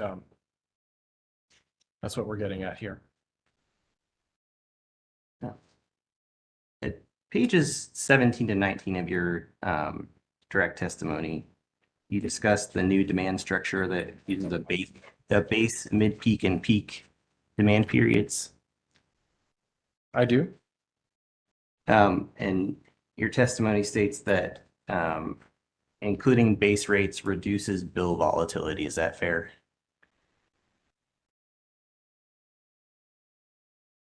Can you point me to the direct exact line you're talking about there?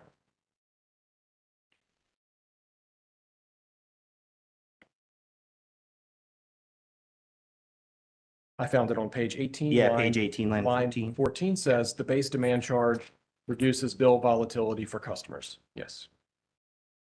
And that means that customers will face more regular bills every month instead of seeing them go up and down.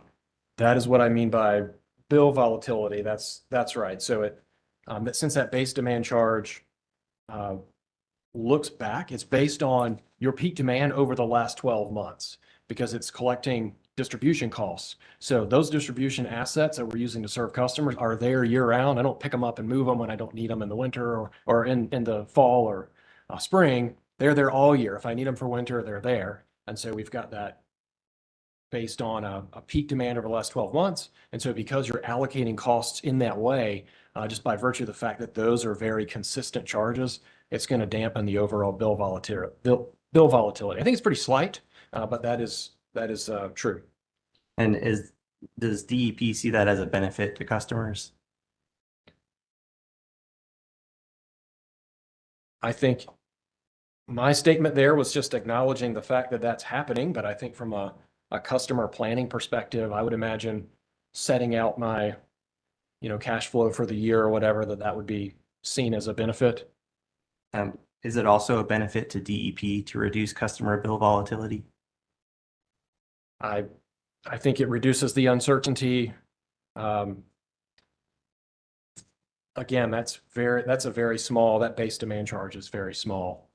So it wouldn't move it meaningfully. I think I'm just pointing out a fact that as you allocate costs in that way, charges in that way, it's going to slightly reduce the bill volatility for those customers on that rate. Pages 26 to 27 of your direct testimony, you describe the DEP's new proposed economic development rider. Is that right? I do. And Is it fair to say that the intended user of the new rider is either a new customer or an existing customer who is considering expanding operations in DEP's territory? I think that's fair. And is it also fair to say that it doesn't apply to a customer who's considering removing itself from DEP's territory? I think we, in the context of the comprehensive rate design study, we met with customers, we met with stakeholders in the process. We heard concerns about customers who are considering relocating. Your question was just removing, but we heard concerns about relocating customers. We specifically thought about that as we wrote the economic development tariff language, so as to not, so as to put, the company service territory in North Carolina on a consistent or competitive playing field with other states where that company may be considering relocating. So that's the language I would use, and we carefully thought about that as we reframed the definition of new load within that economic development tariff. Right, and maybe I used the word removing, but you use the word relocating as in relocating outside of North Carolina or DEP's territory. Is that right?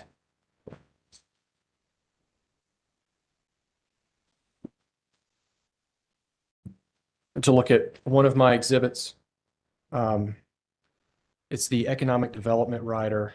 It's in Bird Exhibit 7.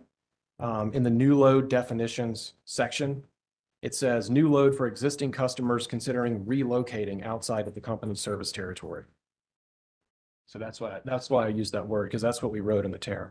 And to qualify for the economic development rider, a customer considering relocating outside of DEP's territory would have to invest more at one of their existing facilities or a new facility in order to qualify for this rider. Isn't that right?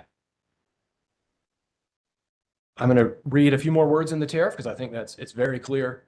Existing customers must reinvest in existing establishments and meet the capital investment and employment requirements in the qualifying criteria in item B. So it puts them in the same place as an economic development prospect coming from somewhere else. What it does not penalize them, if you will, for the existing load. If they're saying, hey, I'm going to shut down this facility, I'm going to reinvest. Do I want to do it here or elsewhere? What the prior new load definition would do is say, well, if you've got 3 megawatts on Duke system and you're going to get rid of this equipment, put new equipment, and it's going to be 4 megawatts, well, we can only give you economic development credit for 1 megawatt. And what the new language here says, you're going to take that 3 megawatts off, you're going to put in investments and hire folks, and at 4 megawatts, I can provide you an economic development credit on the 4 megawatts. So it puts us on a level playing field with other states. That's the intent of that language. But otherwise, the qualification criteria would be the same as a new economic development prospect. But if a customer was simply making the decision between closing a 3 megawatt facility or keeping it open in North Carolina, the rider doesn't help that customer. Based on what you've just said, no, because it's intended to encourage economic development and investment and jobs. And so that's the way we've structured it. We've got a whole framework there where we describe the discount is going to be based on that. Jobs, CapEx, and so forth. So it's aligning with regional local economic development. Ms. Reed, I have just one more question.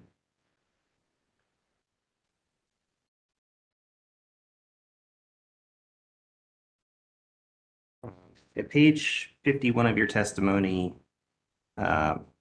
lines 12 to 13, you state, the rates have been designed so that no customer or class of customers is unreasonably harmed or prejudiced. Do you see that?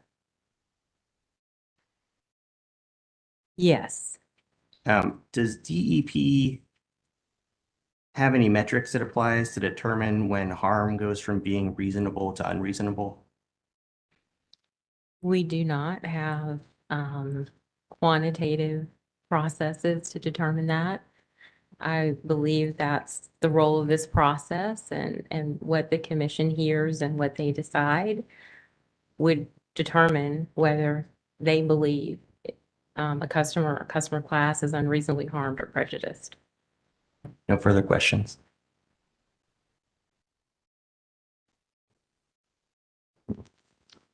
All right, DOD, FEA, May I approach the witnesses, Chair Mitchell? you may.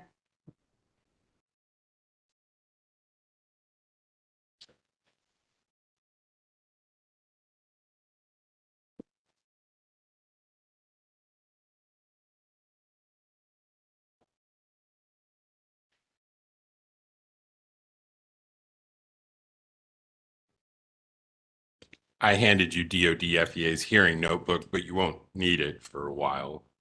And I'd like to start with you, Ms. Reed. You're proposing to make adjustments due to future migration of customers. Is that correct? Yes, in this rate proceeding, we have proposed migration adjustments for the residential class for the base year, and for the MGS and LGS classes for the base year and the multi-year rate plan.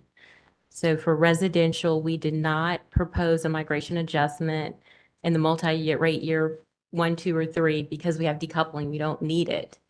So to the extent that you're referring to the residential update, it's only applicable to the base year if the multi-year rate plan is not approved.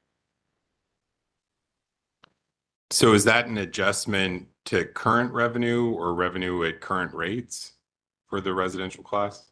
So we requested for the base year a $12 million migration adjustment. And the basis of that is what customers would save under the new rate designs if they moved from the current schedule that they're on to the proposed schedule. So how we determined that is we looked at every single customer account in DEP, North Carolina. We did a calculation and we determined what they would save. So those 28,000 customers, which are less than 3% of our customer population for residential, would save on average $400. So that's a significant amount of money.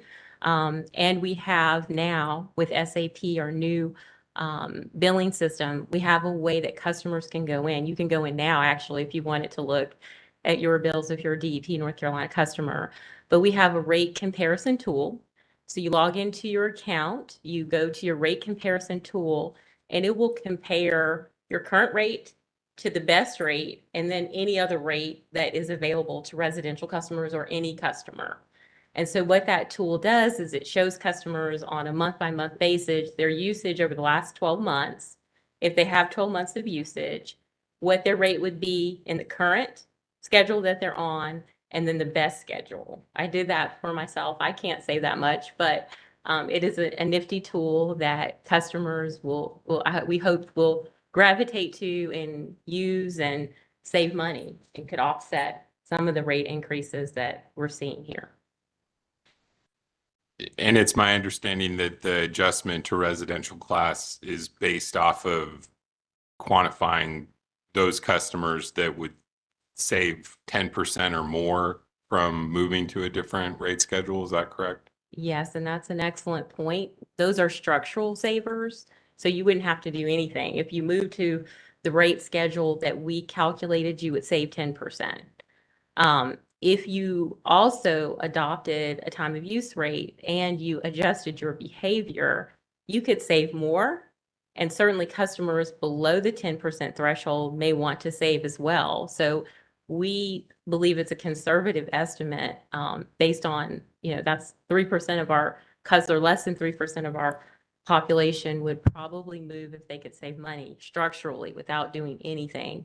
But we want customers, if they're moving to a time of use rate, to change their behavior. That's the whole point of being on a time of use rate, is to use the system when it's grid beneficial. So there's more to it than just a migration adjustment. It's the customer experience. How do we get customers to know about it?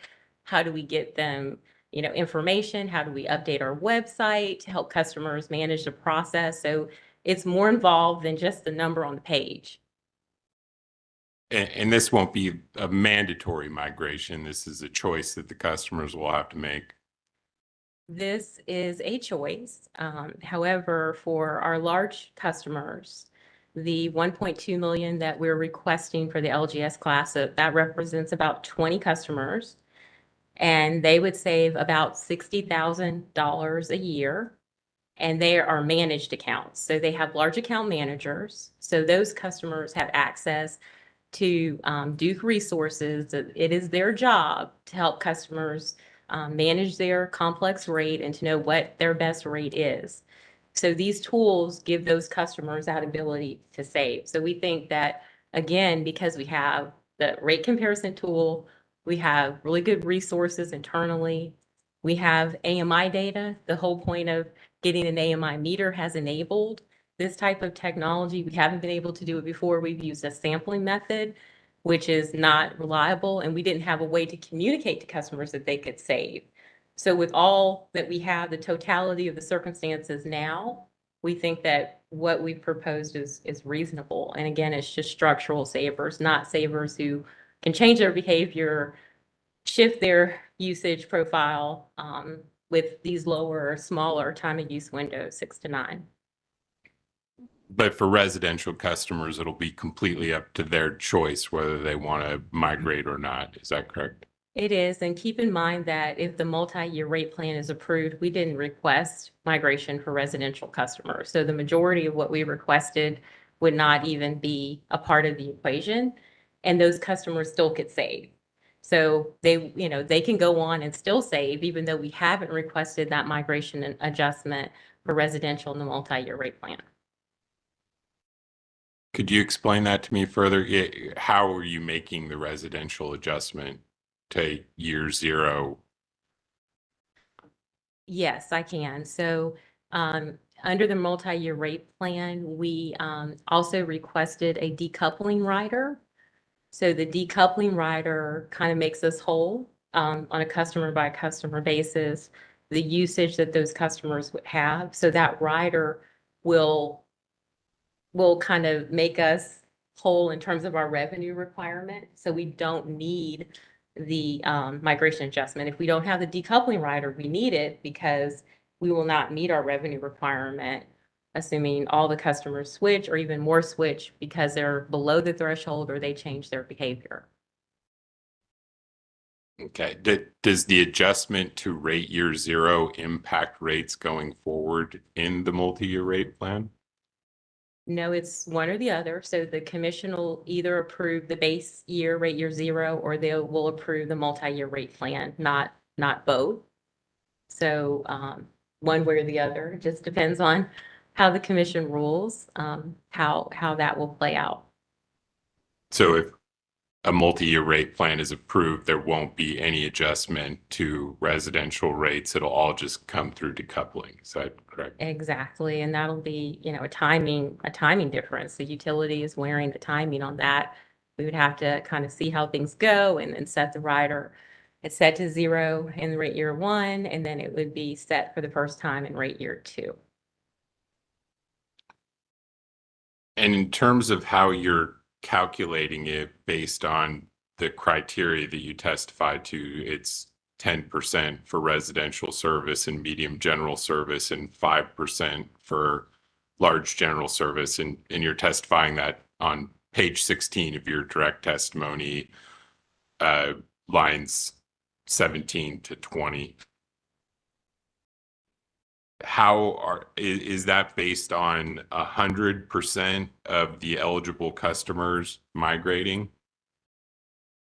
That's based on the 10% threshold for residential and medium general service and the 5% threshold for large general service, assuming that the structural savers will move. And again, we have not calculated other savers. So certainly someone who saves 5% may also move, or someone who changes their behavior and can save money then they could also move. So we did not calculate that into the numbers that we have included or requested in our application and in my testimony. Okay, I just want to make sure that I'm clear though, that based off, are those calculations based off of 100% of the customers that meet that 10% or 5% reduction criteria actually moving to a different rate to achieve those savings? That is correct.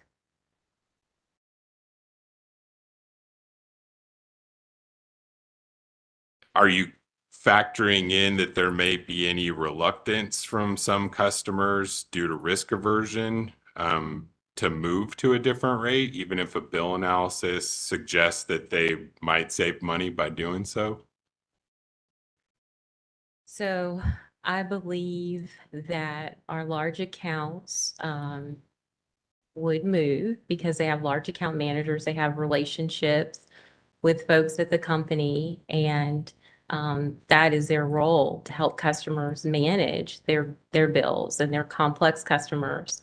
And we do that now with some of our rate schedules where we analyze savings and we provide opportunities to customers. That's what we do. That's their job. With the medium general class, the 8 million represents about 2,500 customers. And again, a very small percentage of our medium general class customers, they would save about $3,200 a year. And then, of course, residential, the average is 400. I would move if I could save $400 a year, and I would figure out how to use that rate schedule. But that's just me. And I've asked other people would they move, and they said yes. But I think customers would. I think customers are sensitive to rate increases. And if they can do something for themselves to save money, why wouldn't they move? I don't want to presume to predict, but that is what you guys are doing, correct? You're predicting that 100% of the people that meet these criteria, the 10% and 5% will in fact move. We have analyzed 100% of our near population data, and based on our analysis, these are the savers that we've identified. We have more tools to help customers than we've ever had. We have the rate design tool, and I don't know if you're a DEP customer, but I recommend that you log on and check for yourself your own bill. But I believe that it is definitely possible that these customers or this amount is reasonable based on the tools and the resources that we have today. And that it's just such a small percentage of our customers saving. So I believe that we can reach these customers through bill messages, through bill inserts. I absolutely think it's possible. But that's not known and measurable today, is it? It is not known and measurable, but I would imagine if we were granted migration, that since we can measure it now, we can measure it post. Whereas before, when we requested it, it was a sample, and then we couldn't measure before or after. But at least now we have this AMI data, and we can do more. We have more analytical capability than what we've had in years past. Okay, thank you. I want to move on to a different topic. Are you anticipating increased sales revenue due to increased numbers of electric vehicles? It's to either one of them. I think load forecasting would be an appropriate group to ask questions about the expectations of future sales revenues. Have either of you made any adjustments to base rate revenues or revenue requirements to account for anticipated increase in EV sales? We take a test year approach. So we took 2021 information, and then we layer on a customer growth, change in usage, weather normalization adjustment. And that's based on data. So what we see in terms of trends, openings and closings of businesses and things like that, we don't specifically focus on a technology. We don't focus on EVs, we focus on looking at business growth and changes in North Carolina so that we can appropriately have the correct billing determinants to ensure we're recovering the revenue requirement. Okay. Do you have anything to add, Mr. Byrd? I was just going to say, with respect to EV sales, we thought a lot about that in terms of designing the rates. So when we've across the spectrum, that was a big consideration, and encouraging off-peak charging and so forth. So from residential to small general service or fleet customers or DC fast charge customers, that was a big component of the rate design. You're asking about forecasting, but it was a big component of the rate design. Okay, thank you. And I'd like to move on to Mr. Byrd now, and to your direct. And at page 25, line 5 of your direct testimony, you're discussing the LGS RTP rate, and you say that it is administratively burdensome. Is that correct? I do say that, yes. And I just want to clarify something before I move on with this question. How many customers are currently on LGS RTP rate? 85. Okay, it is 85. Okay. And that's the cap of customers, correct? Correct. So there can't be any more added. That's right. Unless someone leaves. Correct. And I think you said that there were a few on the waiting list. That is my understanding. My team does not manage the waiting list, but that's the last I checked. That's correct. So you don't know how many are on the waiting list? I do not have an exact number on hand, no. Okay. I won't ask you to guesstimate.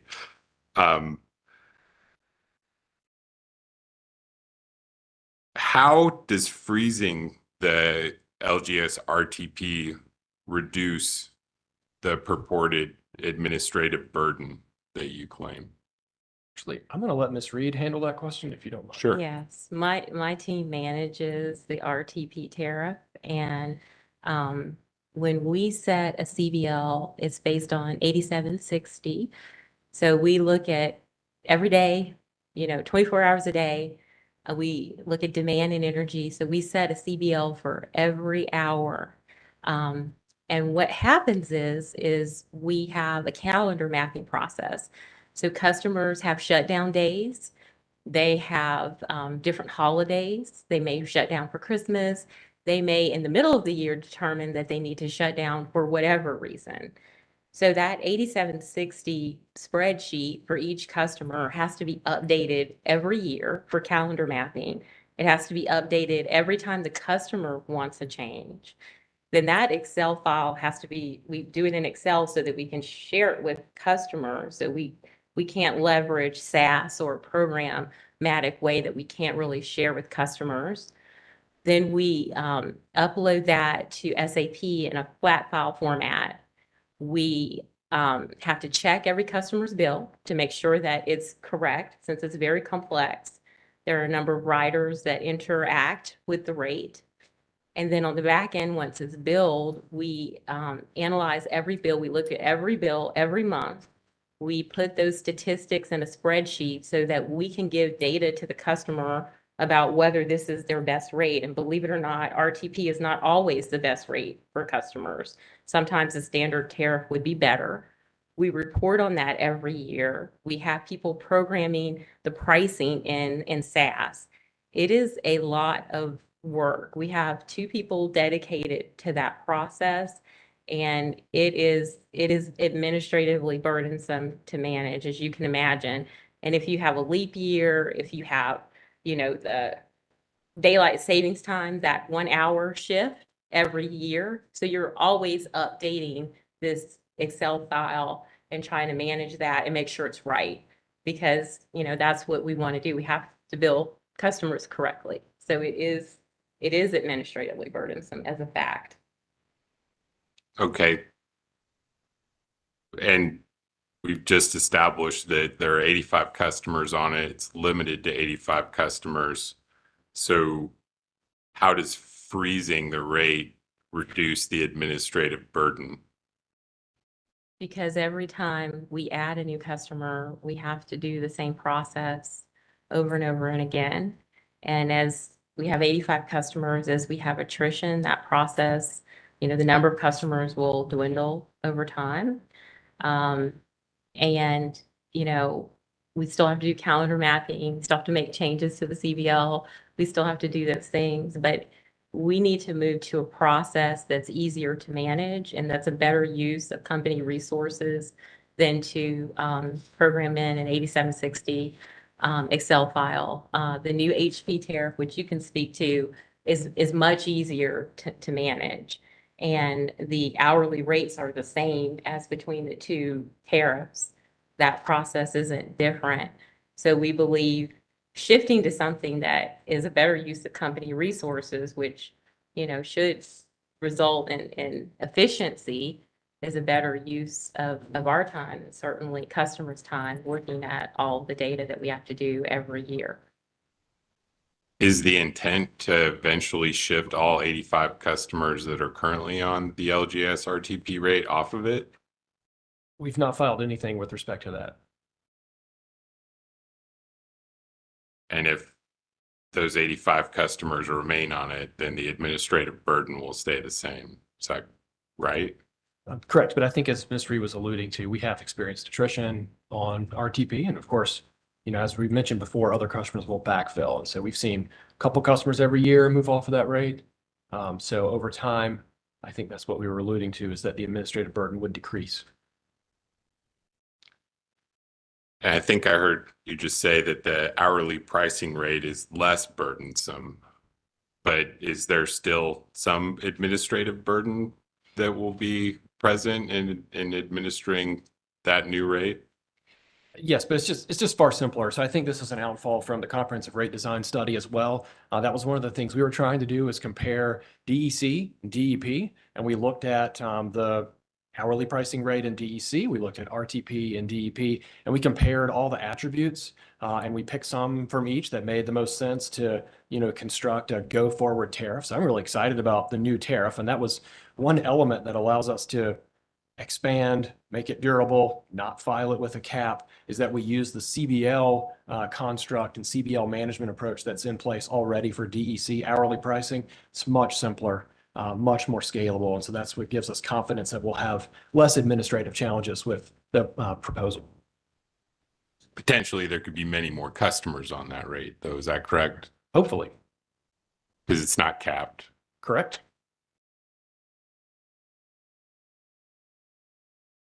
All right, now I want you to look at the notebook that I provided you, the DoD hearing notebook.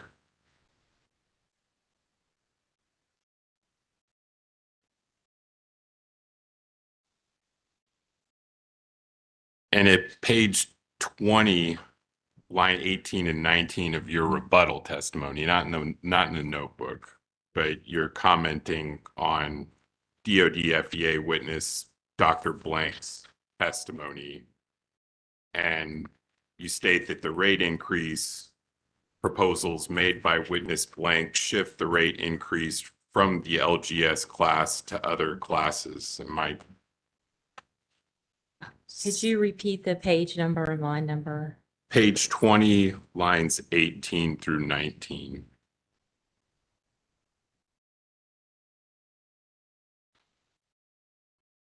Yes, so witness Blank proposed a reduction in variance model that we're not used to seeing. And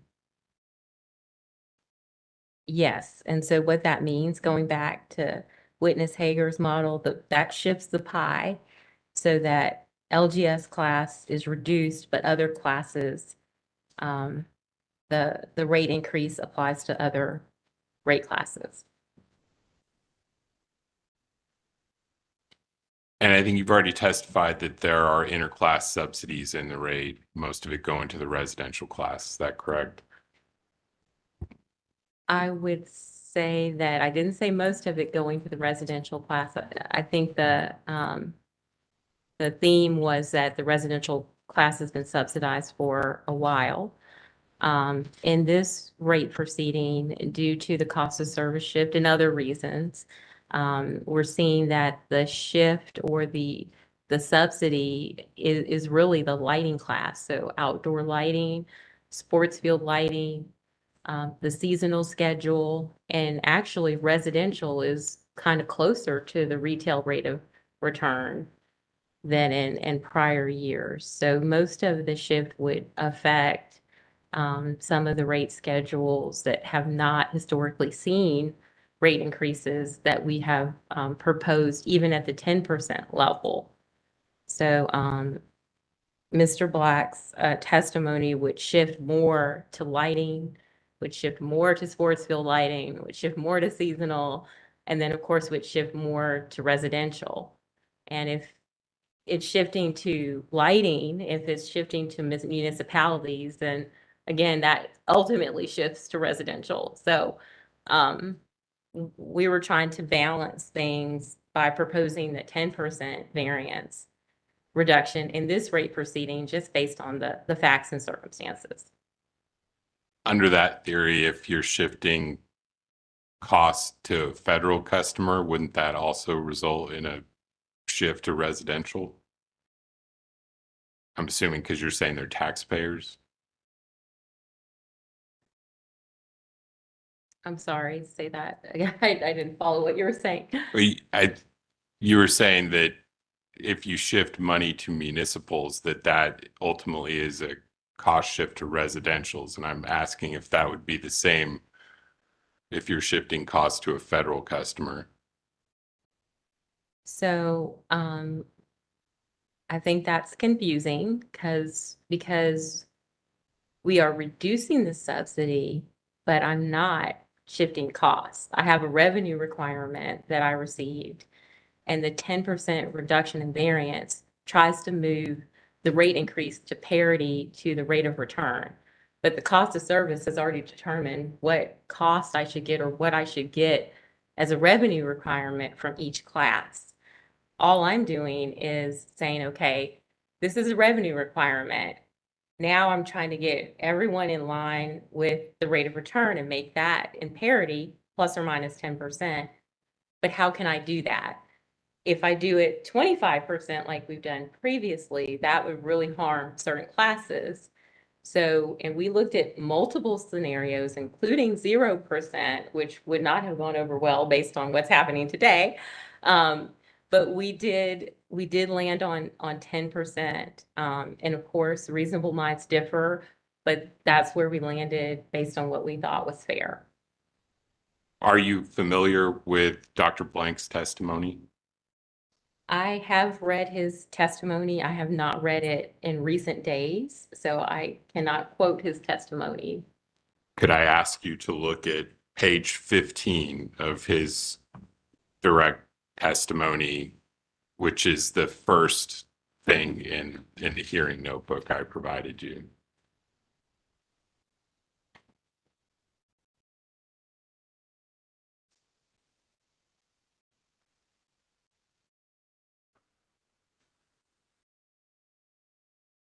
I am on page 15.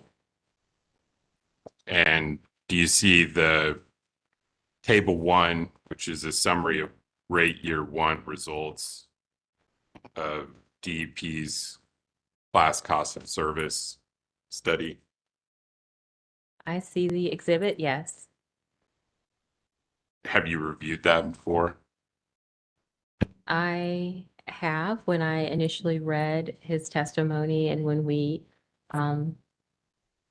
responded with rebuttal. Did you find any issue in his calculations? Mathematically, they seem to be accurate.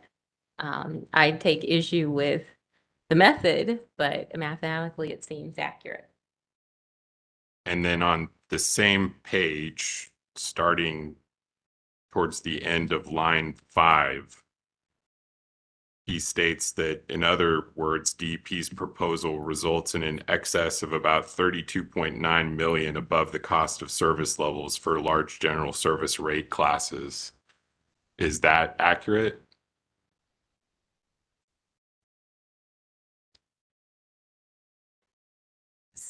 Subject to check. I have not studied this recently to confirm or deny that, but if it's based on line 10 of his, of the table above, it seems mathematically accurate. And if you go to page 17 of the testimony, again, on line 15 and then carrying over to page 18, line 1, he's calculated that under his recommendations, the LGS class would still be paying 20.09 million over cost of service. Is that accurate? I would say that based on his table, that is what he has calculated. However, you know, based on what I see, it would be a significant rate decrease for LGS. I think it's line 7. LGS would get a rate decrease, and LGS TOU would get a rate decrease of 13%. And then that means that residential would get a rate increase of 14% versus what we proposed was 11%. So it just shifts things to other classes. And then if you look at the bottom of that same exhibit, look at sports field lighting, they would get a 474% rate increase based on his modeling. Lighting would get 100%, 109% rate increase for municipal customers. And then seasonal, it looks like they would get 37.8%. So it does, his modeling does benefit his clients, but at the expense of everyone else. I just want to make sure you're reading it correctly. He's not actually proposing. I think what you're looking at is what those rates would be under the Duke Energy Progress class cost of service if you were to just apply it. Is that?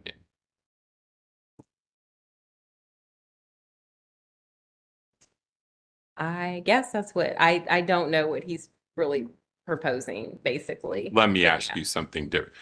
Under the DEP class cost of service, would the LGS class be due a rate decrease?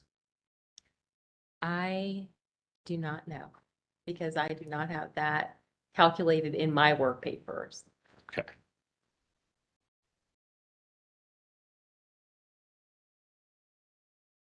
All right, that's all the questions that I have. Thank you. Okay, thank you. All right, with that, we've come to the end of the day. We will resume in the morning with Ms. Reed and Mr. Byrd. Chair Mitchell, I'm so sorry to interrupt.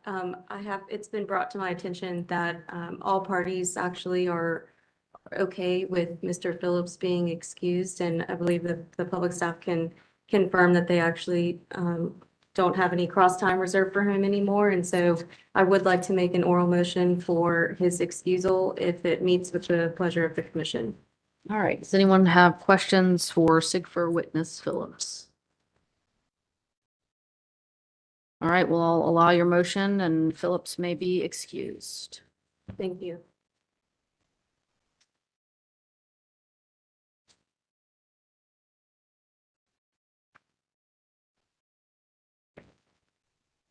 All right, with that, we will be back on the record tomorrow morning at 9:30. And until then, we will be in recess. Thank you very much. Let's go off the record.